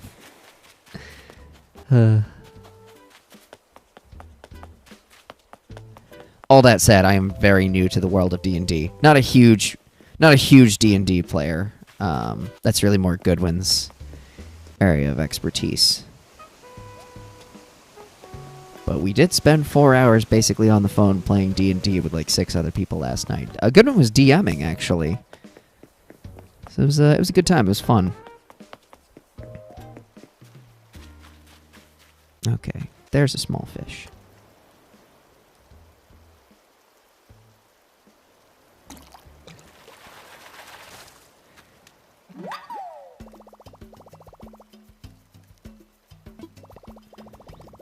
You are a fucking Rouge, of course you have Edge. Oh, Rogue. When I saw you guys live, me and Parker discussed what y'all be in Fantasy D&D and that energy, but I don't remember who was what anymore besides Goodwin having Bard energy. Oh, that game show. What's up? Hello, that game show. How you doing?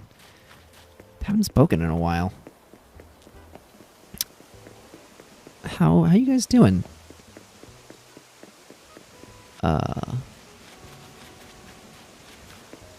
Also, that's a very interesting thing to talk about, Sam.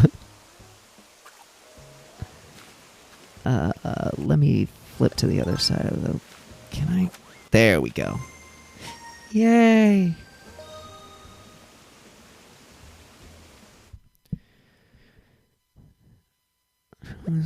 Besides good knowing Bard energy. What is Bard energy? Like theater kid energy? I mean, that's fine, because I could totally see it. Yay! Speaking of Sam...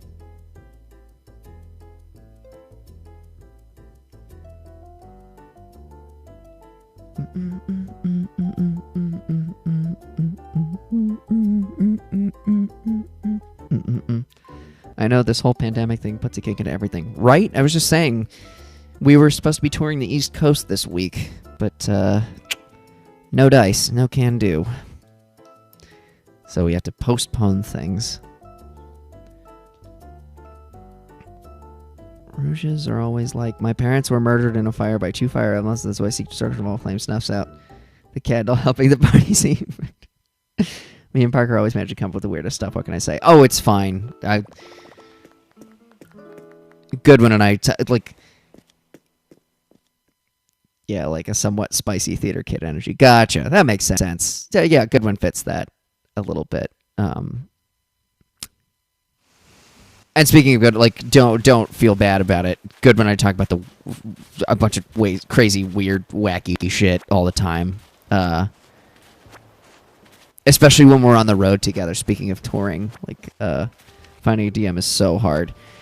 It's tough, and it takes a specific kind of person. Goodwin is new to it, but I think he really wants to learn the skill. So, yeah, I feel like finding a good DM is kind of like finding a good drummer. Everybody wants one, but nobody has one. Because it's actually a lot harder than people think. Which is why we use a robot. Because good drummers really are hard to come by. Especially in Orlando. There are no drummers in Orlando. None. Or none who are good, anyway. Like, there are a few, but they're in, like, a million different bands. It's like, the couple of good drummers in Orlando are in, like, 5 different bands because there are so few drummers to begin with. I started trying to learn, but it's a lot. It's a ton.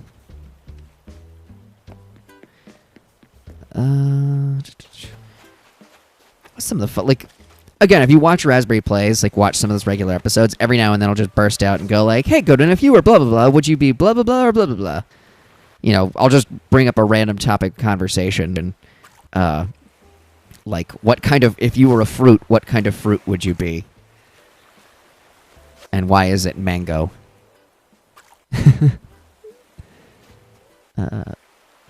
Although I think we actually came to the agreement that Goodwin would be a pineapple, and I'd probably be a strawberry. Well, it's a multi-spot percussive. So, yeah, I can't think of any drummers in Orlando. I mean, there are drummers, don't get me wrong. There are perfectly talented drummers, but, like, if you're Kevin Walker, for example, who's a perfectly good drummer, he's in, like, 5 bands. So I remember him talking to me in Goodwin one time and going, yeah, I'd love to drum for you guys. And it's like, man, when? When would you drum for us? You're in, like, 10 other things. It's, you know, it which is cool. Like, I want everybody to pursue their musical dreams and all, but at a certain point, if someone's in, like, 10 bands, like, scheduling becomes a nightmare. And it's already a nightmare, too. It's like getting headshots in Gladian over.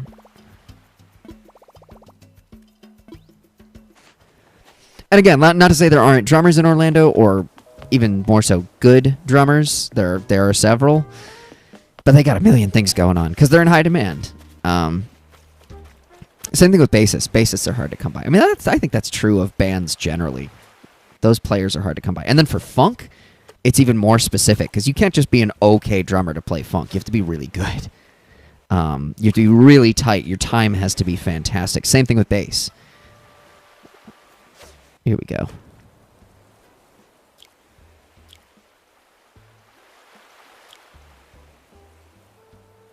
Holding. Oh, we got a hit. He's a clownfish. Sweet. Oh, God, I can finally... Okay, so I caught all those fish, which means I can finally talk to CJ and sell the fish that I already have, which is the whole reason I was doing this to begin with. I can see that, to be honest.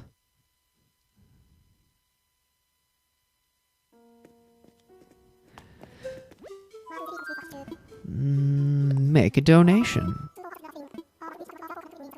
Oh, that's right. That's right. Sam and I... How Chekhov's gun. Sam and I were talking about this earlier, and it's come to pass. Let's look at the fish. Donated. Donated. Donated. Not donated. Okay, so I can't sell the arowana. Or the piranha. Those are both new. But I can sell the ribbon eel. Okay, alright, okay. Cool. Bringing back the AMA vibe to ask what kind of food you think you'd be if not a fruit. Unreleased campaign once the players became extremely dominatrix, dragging them in their dominatrix fucking cross. Craziest story ever. Whoa.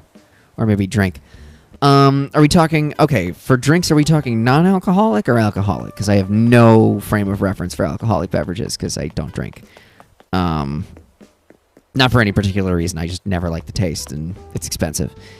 Food. If I were a food? That's a good question.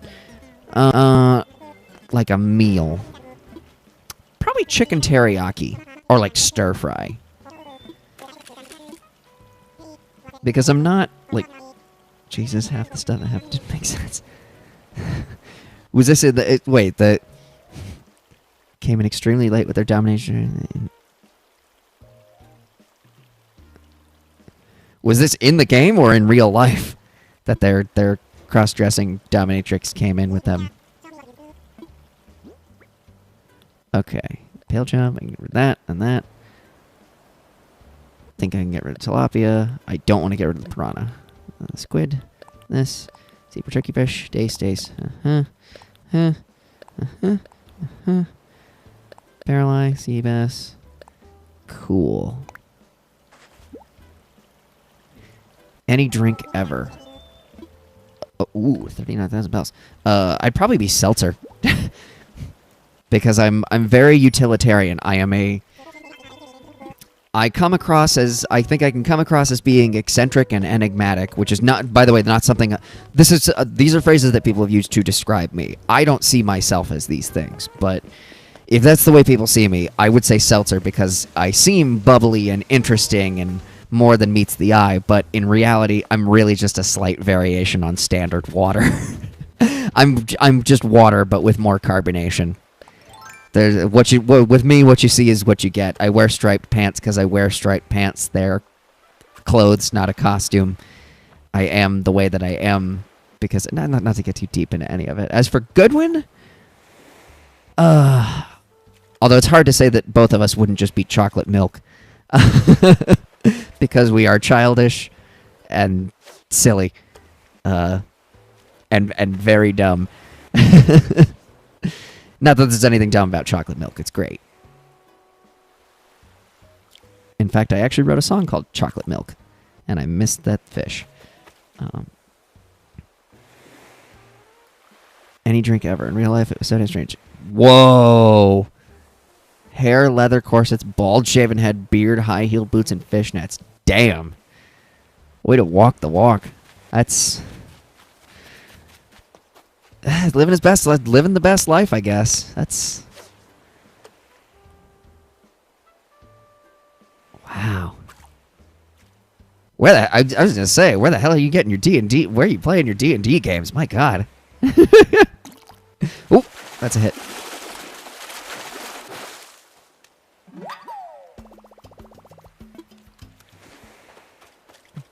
Deep times of the Raspberry Play stream. Nah, it's just me talking about chocolate milk and carbonated water, whatever. And the contrast between how people see you and how you feel you actually are. And there probably being truth to both interpretations. But that's how I see myself. I'm basically just seltzer water. So I'm nothing fancy. I just have a little carbonation to me. Missed it. Their dominatrix had balls, literally. Yeah, some of them do, especially if they are... especially if they're cross-dressing. That's a thing that can happen. As long as everybody was consenting and having a good time, I suppose that's really all that matters.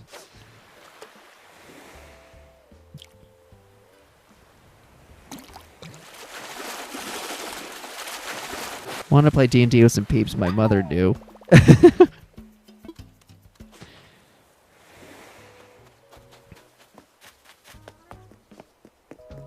Your mom knows some interesting characters. Apparently. Wow. Was the dominatrix someone? Yeah, that's my question too. How did... Oh. There's Sam. Yay!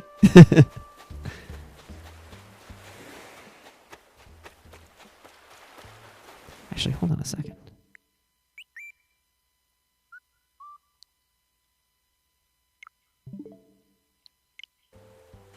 Okay. For a second, I thought I might have invites or something.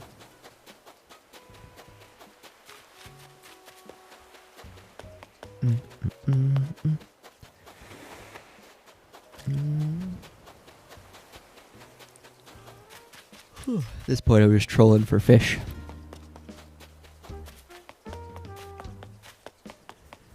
If you guys had to describe yourselves as a particular beverage, what beverage would you be?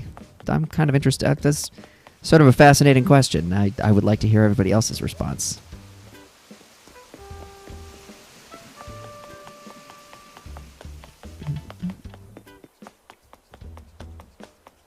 Let's go pond fishing. I haven't fished at the pond in a while. Pond is over there, that's right.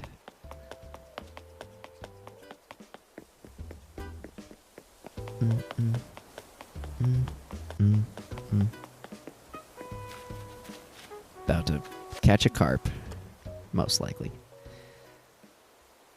Always wanted to play D&D and cosplay as my character. It sounds like... Oh, I was too busy reading comments. It sounds like fun. It would be fun. Probably whole cons for it, right? I mean, I've never been to a dedicated D&D con, but they've got to exist.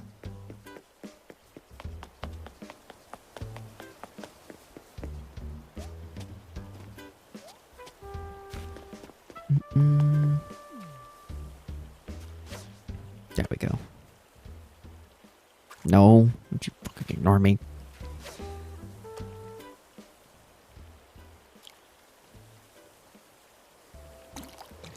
Actually, we were talking about Game Grumps a little while back. Does anyone have a favorite Game Grumps series that they've watched? Oh, my fishing rod! So I am a big fan of their Sonic Adventure playthrough. The very first Sonic Adventure. Although I also love their playthrough of Dead or Alive Extreme Beach Volleyball. It's a really funny one. It's good. It's good and stupid.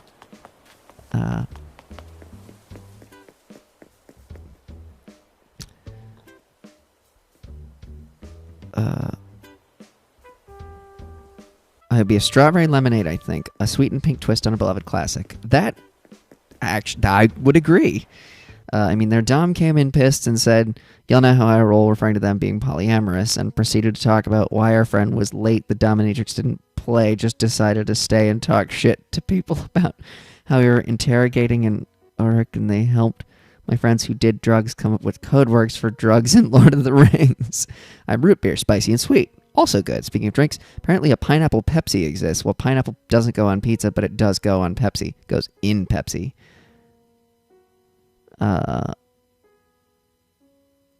Interesting. Well, I mean, does anyone remember Crystal Pepsi? Is anyone out there old enough to remember Crystal Pepsi? Probably not. I think you're all just a little young for that. That was a thing in like the late 80s, early 90s, where it was Pepsi, but it was clear. Hence, Crystal.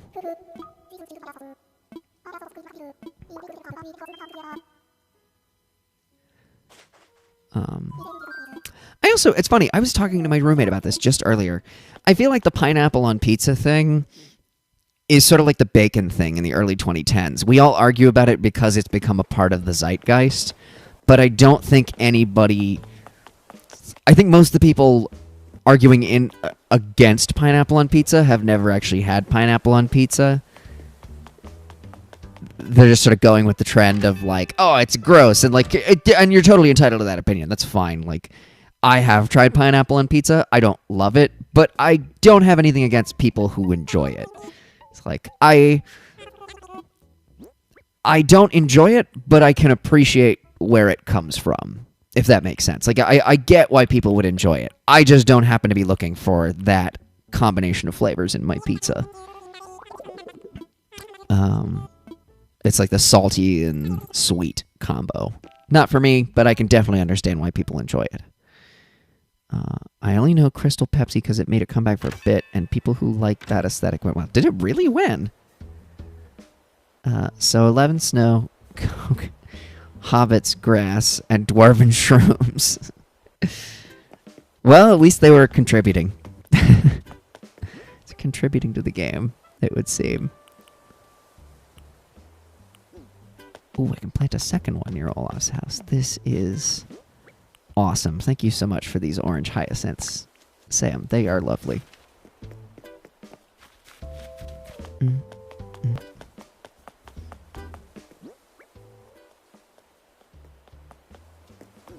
I need more fish.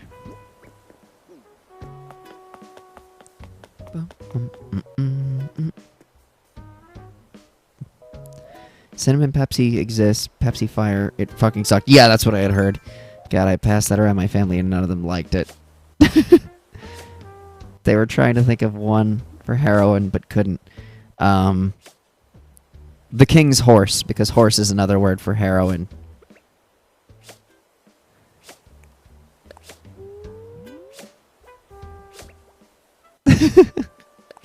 Let me find the proper emotion for this.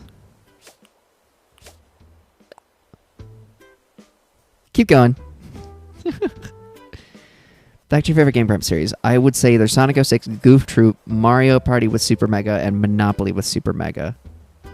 He's dead.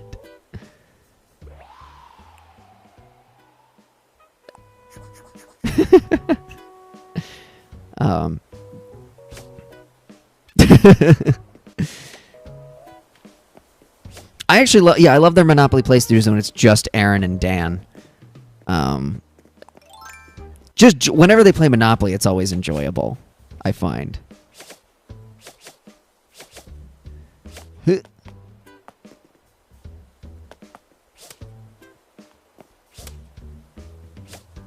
Woohoo! By the way, want some D&D lore on Dracolikes? Sure.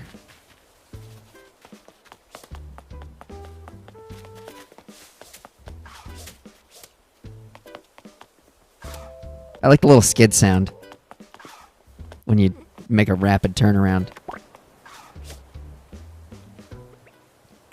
Quick applause break. And then run! Wow, please, great.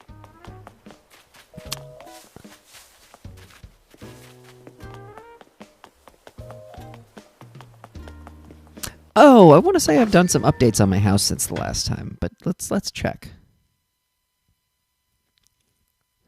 Yeah, Sonic 06 is pretty good.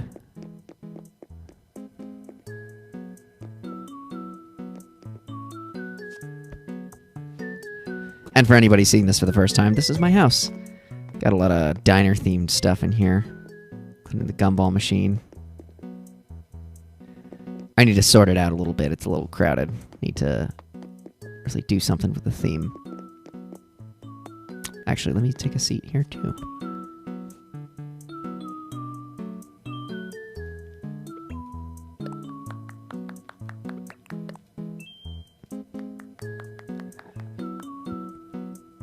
Actually, if you want to come sit on this side, I can get a photo.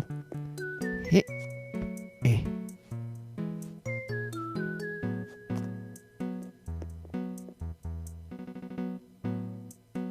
Yeah, it's KK Bassa.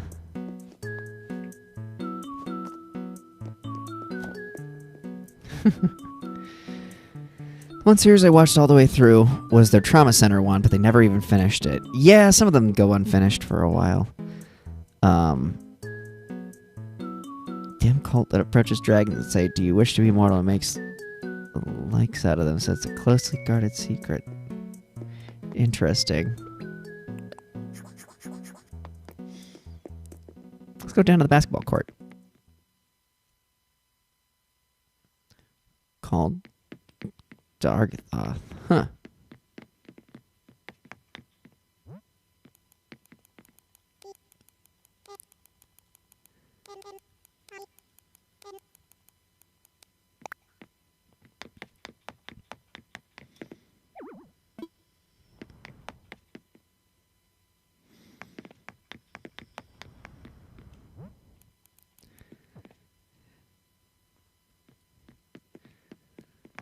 The vibe. It's a library. And also a basketball court. Gotta figure out how to draw the lines on the floor. But I got the hardwood part down, so there's that. What I need is a scoreboard.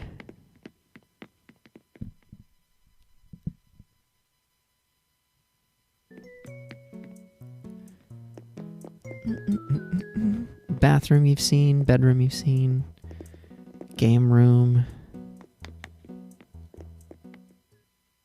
The vibe has been checked. So it has.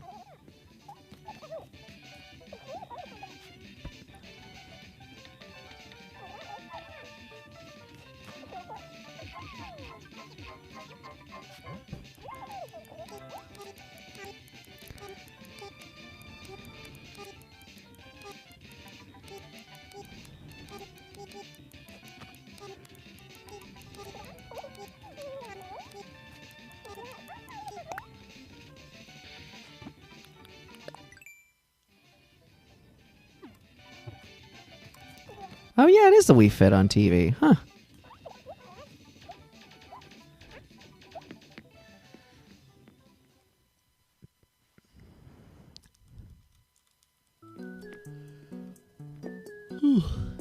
I'm starting to get sleepy.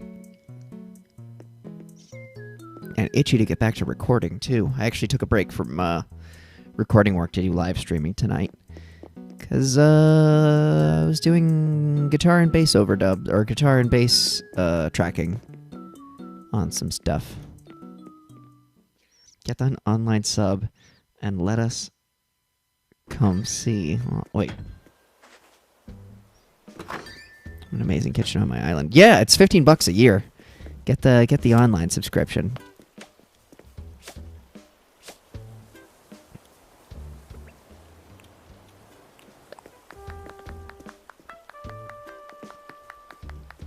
I shall. Please do, and you're totally welcome to come visit my island. When the yeah, let's actually keep that going. Let me get a photo. Yep. And I will applaud also. And let's put a frame on it.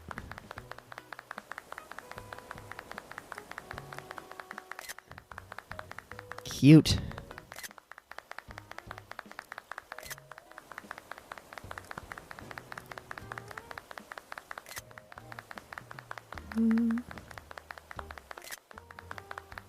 cool.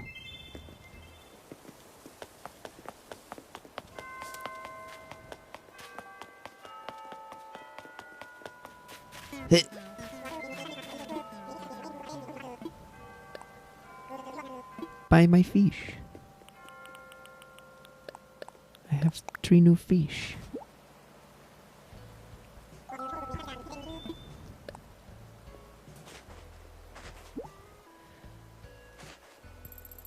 What else? As long as we're doing AMAs about what food everybody would be and what beverage everybody would be. Ask me anything, folks. Ask me any question that you have, and I will answer it to the best of my ability. I am so late, but hi. Ah, Mel is here! That's okay. Better late than never. Although I will probably wrap things up in about 15-20 minutes. But if you want to come by for a bit, the island is open. You can totally come by. We can hang out like it's the thing to do. While I buy another fishing rod. It's so weird not having more people playing. I'm so used to hide and seek and stuff whenever the streams happen. It's kind of a weird, and also probably by going like, hey, we're streaming Smash Bros. Tonight, a bunch of people who would normally show up probably went, oh, no thanks. Because I guess it's, and look, like Animal Crossing is the perfect game for playing on streams. It absolutely is. But I don't know, I was sort of surprised more people didn't bite for Smash Bros. Gotta go, y'all have a great night. You as well, Timothy, and feel free to add me on the... feel free to jump in on stream next time, and especially if you have the Nintendo Online membership.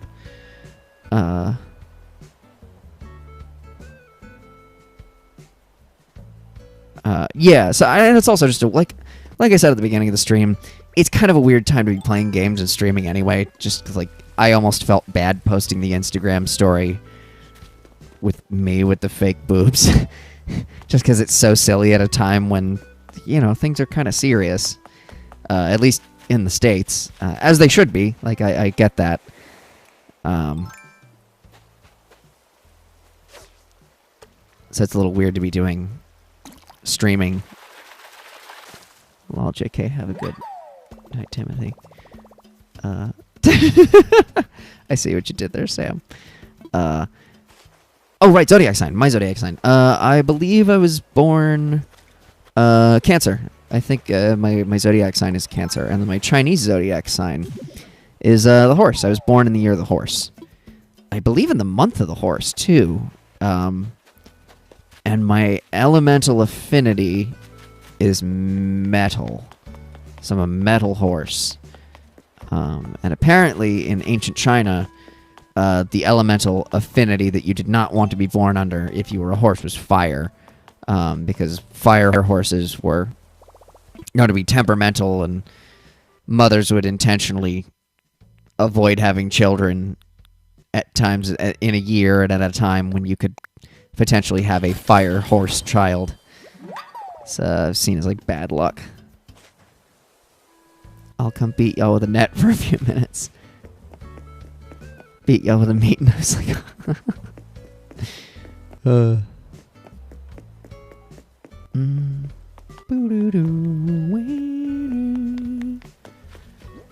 Okay, so I got my bluegill. I got a bluegill before? Is that a new one too? We're going up a notch. But not before Mel gets here. Woo! Cancer, is your birthday soon? Yes, it is actually June 25th. It's exactly 6 months away from Christmas Day. So, what will I be doing to celebrate, you ask? Probably nothing. That's not true. I'll be working my ass off. And maybe streaming a song or two just to celebrate. I don't know. Generally, I try to get in the habit of working a lot on my birthday. Because I like to feel like I've done something with the last year of my life. So, being super busy on June 25th is a good reminder that I am lucky to be alive and lucky that I have the privilege to get to do the things that I do. That I was born in a country with clean running water, which still, of course, has plenty of other problems, clearly. But that I am lucky to have enough disposable income to have a guitar and an amp and recording system and people who occasionally maybe want to hear me play music. Aw, you're wearing the little sundress too. It's a cute little getup. Yay, birthday stream. I mean, I might just do it on Facebook or something. I have like a song that I want to sing for my birthday. And I'll probably just do it on my personal Facebook page. I don't know that I'd do it on the Raspberry Pi page. Although, if we get 1,000 subscribers on the YouTube channel, I could do YouTube streams from my phone. Which is something I would love to do. Where is Mel? Let me say hello to Mel.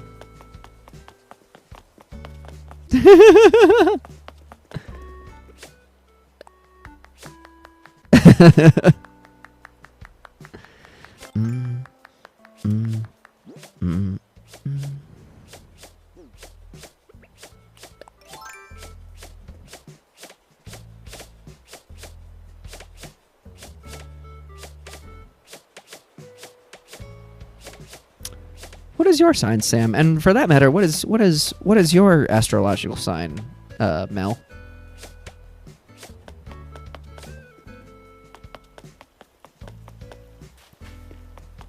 Considering I just divulged mine. Oh, right, I was gonna go fishing.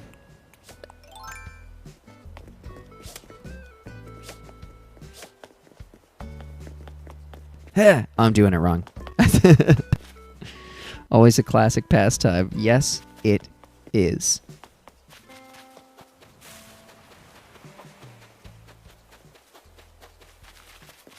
Whee!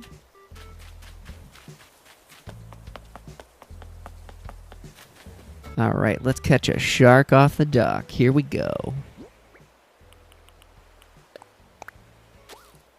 I'm a Taurus. Interesting. Oh, so you had a birthday recently then. Because isn't Taurus like sometime in the early spring?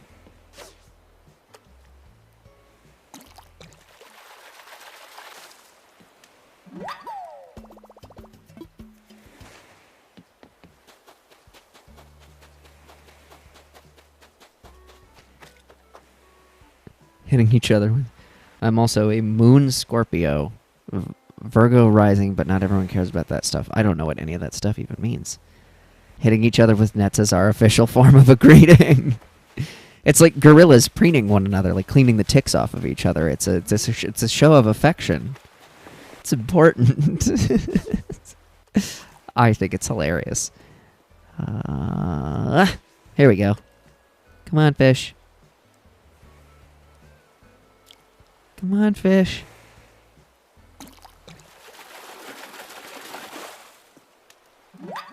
Okay, bar knife jaw. That's not nothing.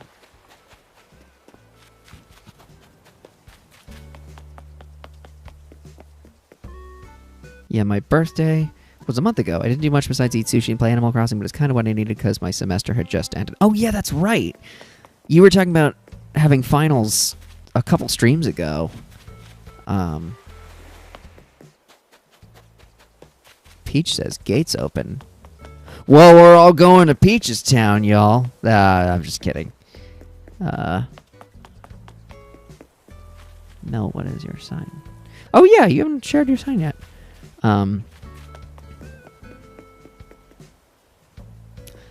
Yeah, I feel that sometimes a break is warranted. But hopefully, did you do anything shortly after? Maybe like a week later? Because it's good to do something. I still have to figure out what I'm actually going to do for my birthday. I might splurge and get myself like a... I'm part of the Aquarius gang. Oh, neat. Fifth Dimension had a hit song called Age of Aquarius. That's pretty good. Because Age of Aquarius was supposed to be synonymous with the 60s and how somehow supposed to be more peaceful. It was not, sadly. Not unlike now. Come on, fish. Big fish. Real big fish. Ah, I fucked it up. I shouldn't talk and fish at the same time. I can't do it. Can't make it happen. What was I saying? Oh, yeah. So... I might splurge for my birthday and spend a couple $100 and get myself an in-ear monitor system. Because at the moment... so when you're a stage performer, especially a singer, or just a member of a band. When you get to a certain level, cake was enough for me while I didn't do anything special. Well, cake is still pretty good. That's not a bad way to... What kind of cake? Yeah, I might splurge and get myself an in-ear monitor system because basically, if you've ever seen people wearing like little earbuds in their ears while they're on stage and they're singing, those are in-ear monitors. There's a communist flag. It's just... My roommate thought it was really funny. And actually, if you listen to the town tune, it's the Russian national anthem. He just thought it was hilarious, and I thought it was pretty funny too, so we kept it. And it is technically his copy of the game, so... Isn't because they're comrades. Is because they're comrades. Oh, catfish, sweet. It's because they're comrades. Yeah, so... right, in-ear monitor, sorry. Keep getting sidetracked. So I have these little earbuds that I wear now when I'm on stage, where I can just have my vocals in my ears, which is really helpful when you're singing. But the only problem is I have a connection that's wired, so every time I'm on stage with my in-ear monitor system, I have like a little wire running down... all the way down the floor and into my little box, and I can't like dance and do spins and stuff. I mean, I would still need a wireless guitar system if I were going to do spins, which is a whole nother bag of worms, or can of worms rather. But I don't know. An in-ear monitors might be nice for my birthday. So I've been sorely overdue for a wireless in-ear monitor system, so it might be as good a time as any. Raspberry white chocolate cake.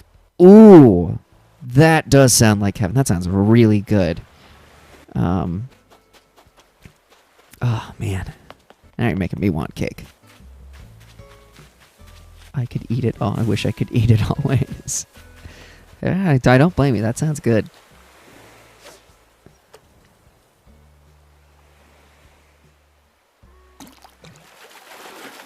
Treat yourself. Go get a new pair. I probably will. When I'll actually be able to use them on the road again, I don't know, because God knows when we're going to be able to play out again. But sooner or later. And I think I mentioned this on a previous stream, but we were planning on doing a big show on March 21st. We actually had a horn section, and like Zach was going to be there. We were going to do a whole thing, and we were going to record video from that show and audio. We were going to release the audio as a live album. And then we're going to use the videos for FanFind for for Facebook ads for our new album, which was going to come out in June, but the tennis elbow pandemic put the kibosh on that, as it would. But whenever we go out, and because we will do that live show eventually, where we have the horn section. Whenever that happens, I'll definitely need that in-ear monitor system. And they'll be very happy to have it.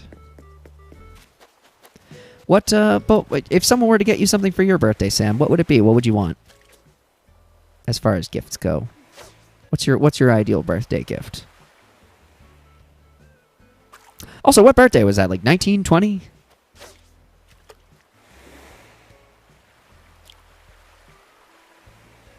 Assuming that's not too personal to ask. You don't have to answer that if you don't want to.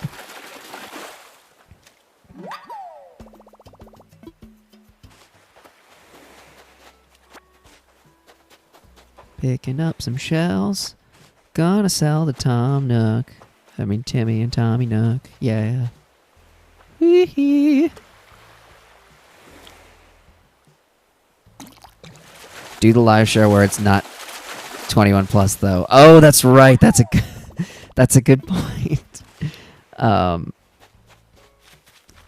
Okay, so it wasn't your 21st. Apparently, that's right. Yeah, because you and Parker were like, "Oh yeah, we can't go to 21 plus shows." That's okay. That makes sense. 19, not eventful at all. 19's not bad. I preferred 19 over 18. My 19th birthday was... my 19th birthday was chaotic and weird, but it was wonderful at the same time. It was a really interesting one. for me. But that's just me. That has no bearing on anyone else.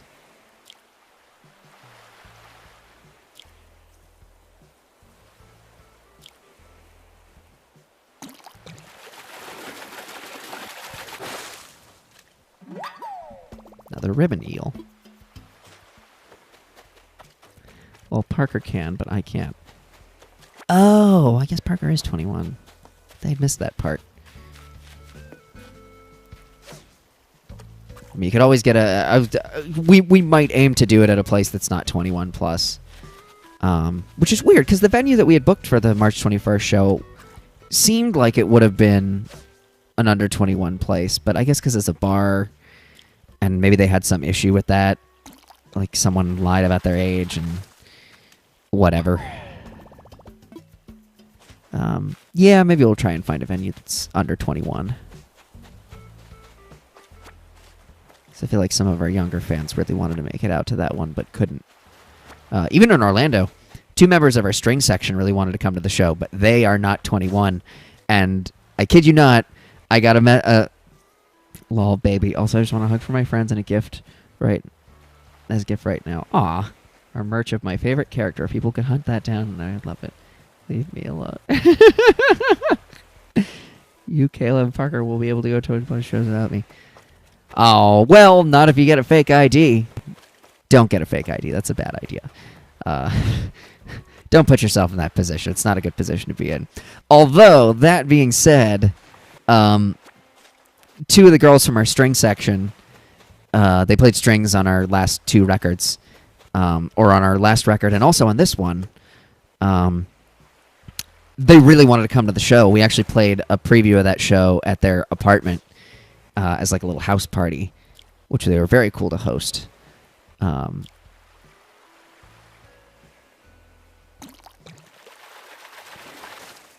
But they are under 21 also, and as soon as one of the girls' names is named Jin, and as soon as Jin figured this out, she asked me maybe 2 weeks before the show, "Hey, is it 21 plus?" And I was like, "Oh, I hadn't even considered that. Fuck." And I said, "Yeah, I think it is 21 plus." And her first instinct, and mine as well, was to figure out how to get a fake ID, because I thought, well, if it cost me like $40 to get this girl a fake ID, she's a real funky friend. She's been a fan of ours for a long time. I would do her a solid and help her get a fake ID just to come to this show, because I know she wouldn't do anything irresponsible. And it's funny, because she messaged me back and went, "So the only way to pay for a fake ID is with Bitcoin." And I was like, what? We had the same thought. You wanted to get a fake ID for yourself, too? It's like, that's so awesome, but also, oh no. Just kind of depends on the place, to be honest, because I went to a local bar place at the show, and there was no issue making a GoFundMe for Mel's fake ID. Then I blame it on Doug for being a bad influence. My excuse is I'm impressionable. You know what? I will contribute to that fund, just so you can get one that's really good, so you won't get in trouble. And so you can come to our shows and hang out, at least until you actually turn 21, in which case, it'll be much easier and, not illegal. I mean, it seems silly to me that, because we played other venues that are bars, but basically if you're under 21, they wristband you, which means, okay, yeah, you're definitely not. And I had even asked the people who owned the venue, where we were going to play in March, like, hey, if we pay an extra, let's say, $100 for the night, can we have wristbands? Can we get under 21 people with wristbands? Because I know there are people in our community who want to see this show. They're just not 21. But even with that, they wouldn't go for it, which leads me to believe they had a bad experience, because most venues are good with doing the wristbands or hand stamps or something. All of these young people to get fake IDs for shame, Doug. For shame! Had an issue similar to that with a stand-up show I was doing. It was 18 plus a difference of 17, so I asked the bouncer politely, and they let him not watch, which is nice. See, that's cool. But again, I suppose it depends. Like, one person, I guess, is much easier to handle than, in the case of our group, it would be like maybe a dozen people who are under 21. That's a whole lot more to look after. But that is very sweet.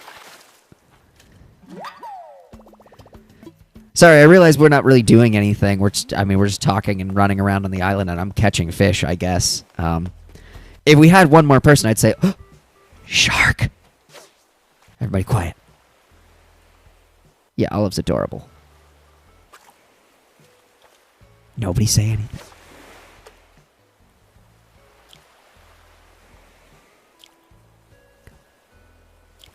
Come on. Come on, shark. Hey! Great white. Well, I think we can call it there. Yeah, I actually think I might close the gates. Bye. Yeah, now might be as good a time as for everyone to head out, because I do need to get back to recording work, actually.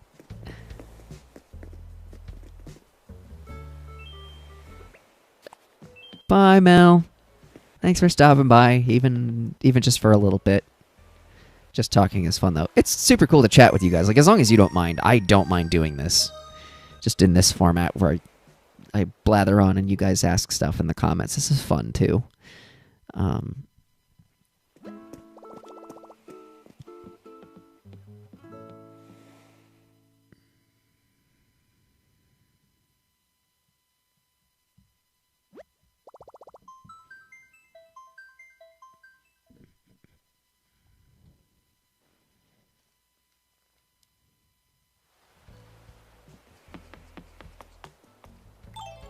And there you have it. What are you working on? Working on new music. I mean, we were gonna release... Oh, that's right, Mel's still asleep. We have another album that's done that, like I said, we were planning on releasing in June, but that's not... You know, that's not really possible given the current circumstances. Like, we normally make the budget that it takes to release new music off the backs of playing shows, but all of our shows from March until, like, July have been canceled indefinitely. Thank you so much for doing a stream. It always brightens my week a bit. That's really sweet to say. Thank you, Sam. I'm glad it does something for you. As long as it's not silly. Please close the gate. Thank you for being a part of the stream. I super appreciate it. It's not necessarily about the number of people who hop on stream. It's about the quality of the people, and I would argue we have the best people on our streams. Thank you for letting me hang with y'all for a few minutes. Thank you for hanging with us. Oh yeah, to wrap up real quick. So we have an album that's done, but we don't really have financing for it at the moment because, like, there are no shows to play, which means it's harder to sell merch too. Like, and that's how we always fund our albums. So, which incidentally, we came up with a Patreon to fund new music, but that still is going to take some time to fill in those gaps. So in the meantime, you know, we've got our home studio. We're just working on the next record, really. Just working on it now because there's no time crunch. We got a whole nother album to put in front of it. And it's going to be different. I mean, I like to think all of our albums are different from the ones that came before. With the exception of maybe Hype is Funk and Funk All Night, because those are sort of two parts of the same whole. But the EP that we had finished, that is finished and ready to go, that's different from Funk All Night and Hype is Funk. And then the album that we're currently working on,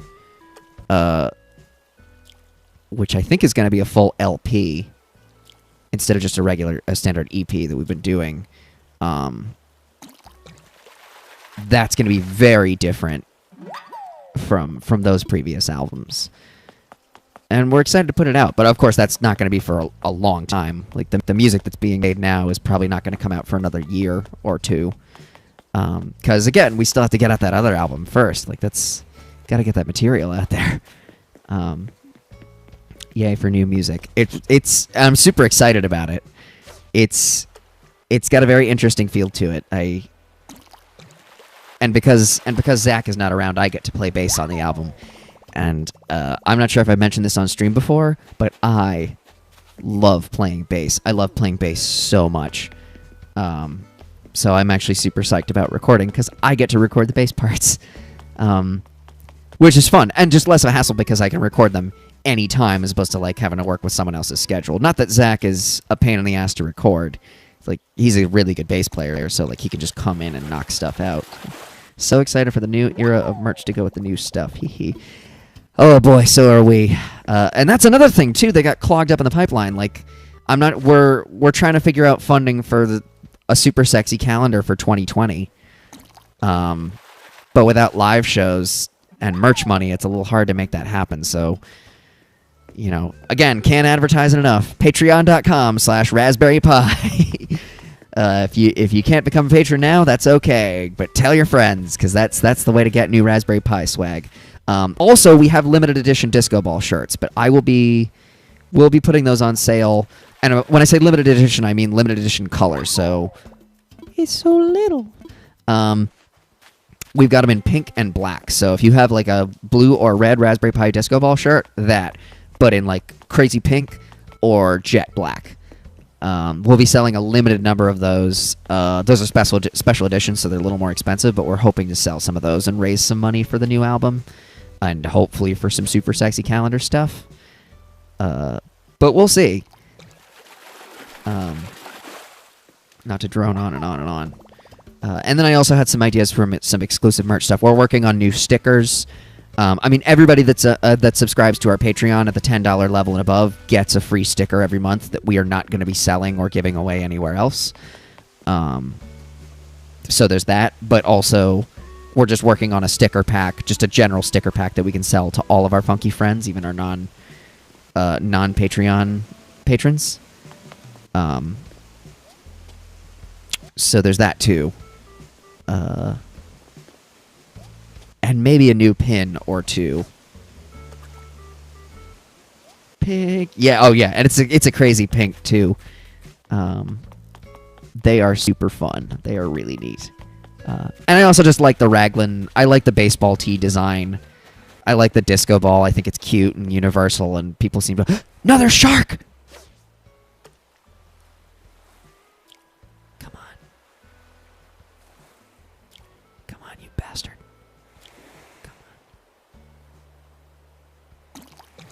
Oh, whale shark, whale shark, whale shark, whale shark. Suckerfish. I don't believe I've caught one of those. Yeah, but I could talk about new. Unless anybody has any pressing questions about new merch, I will probably just new music or whatever. I will probably sign off here because I don't mean to take up too much more of your time. Not that I have not been enjoying this. This is a lot of fun, and as always, I love talking to funky friends and just seeing how you guys are doing, because it's important. It's important to me. It's important to Goodwin to know that you guys are okay, and to also just shoot the shit because it's fun. But failing that, yes, I am gonna. I wish I had a disco tee, so hopefully this will finally be my chance to get one. I mean, do you not have one? Did you not get one at FreeCon? Baby shark. Oh, I see what you did there. You can just order one off of our Shopify page. If you go to raspberrypimusic.com. Here, hold on. Let me put the link in the chat. raspberrypimusic.com.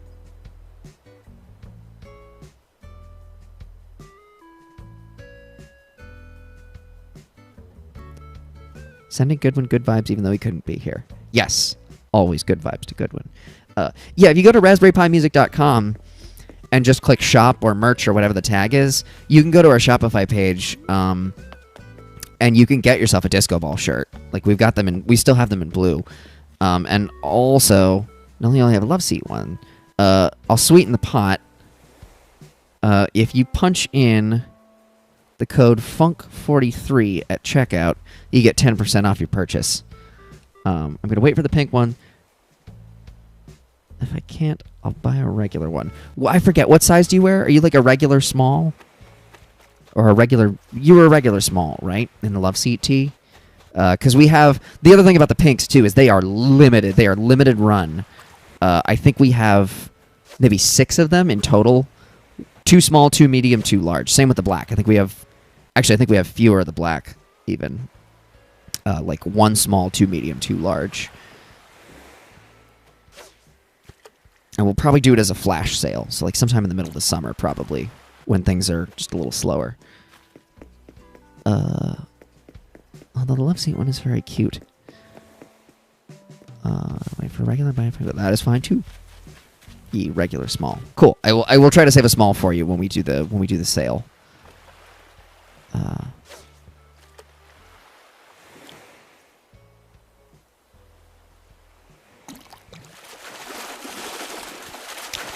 All right, now I've absolutely gone on too long, and I'm just catching sea bass. So that is all the time we have tonight, folks. Do you know how much they're going to be? Okay, the limited edition shirts are going to be, I think, $40. They're going to be because they cost $40 to $50, only because they cost a lot more to produce in the run than the standard tees. But again, we're not going to print them in those colors again. So there are only 6 pink ones in existence, and there are only 5 black ones in existence. Love Seat is a song that always makes me happy. So having the cute shirt just makes it all the better. Also, the fact that you bothered to import it into Animal Crossing was really sweet. Good and I were hyped about that for like 2 weeks. It's like, I can't believe it. She got it to work because someone else, another funky friend of ours, had tried to import the Love Seat design and couldn't quite get it right. So, like, to get it in there, you'd have to modify it a bit. And the fact that you took the time to import it and also modify it so it looked good was really cool.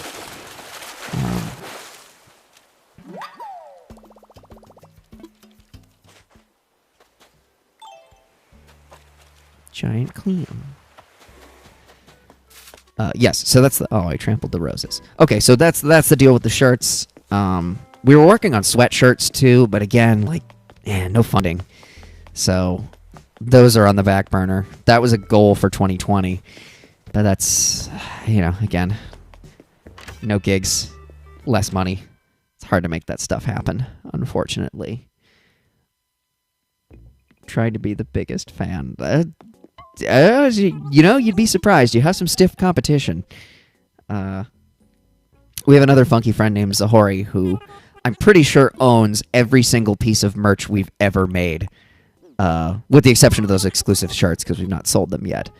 And she drove all the way... I kid you not, this girl drove from Savannah, Georgia to Orlando to see the album release show for Funk All Night. Which is like a 4.5-hour drive. Although, if you came to Orlando from Tallahassee, that's also like a 4.5-hour drive. So, yeah, it's pretty good competition. Plus, making people happy makes me happy. It's not about who the biggest fan is. It's just, I just say that because it never ceases. It never ceases to amaze me how much people actually care about the stuff that we make. The fact that people actually resonate with a song about my dumb couch, which is not a dumb couch. It's a great couch. I'm sitting on it right now. It's wonderful. But the fact that like there's a place in the world for that kind of art and that kind of music is really cool. So. Thank you to everybody for tuning into the stream. Thank you for supporting what we do. Thank you for just being a part of things, especially in this crazy, chaotic time. Yeah. Thank you for being here. Gotta get more money and a license ASAP. Don't we all? In the words of Smash Mouth, what a concept. I could use a little fuel myself, and we could all use a little change. Bye, everybody!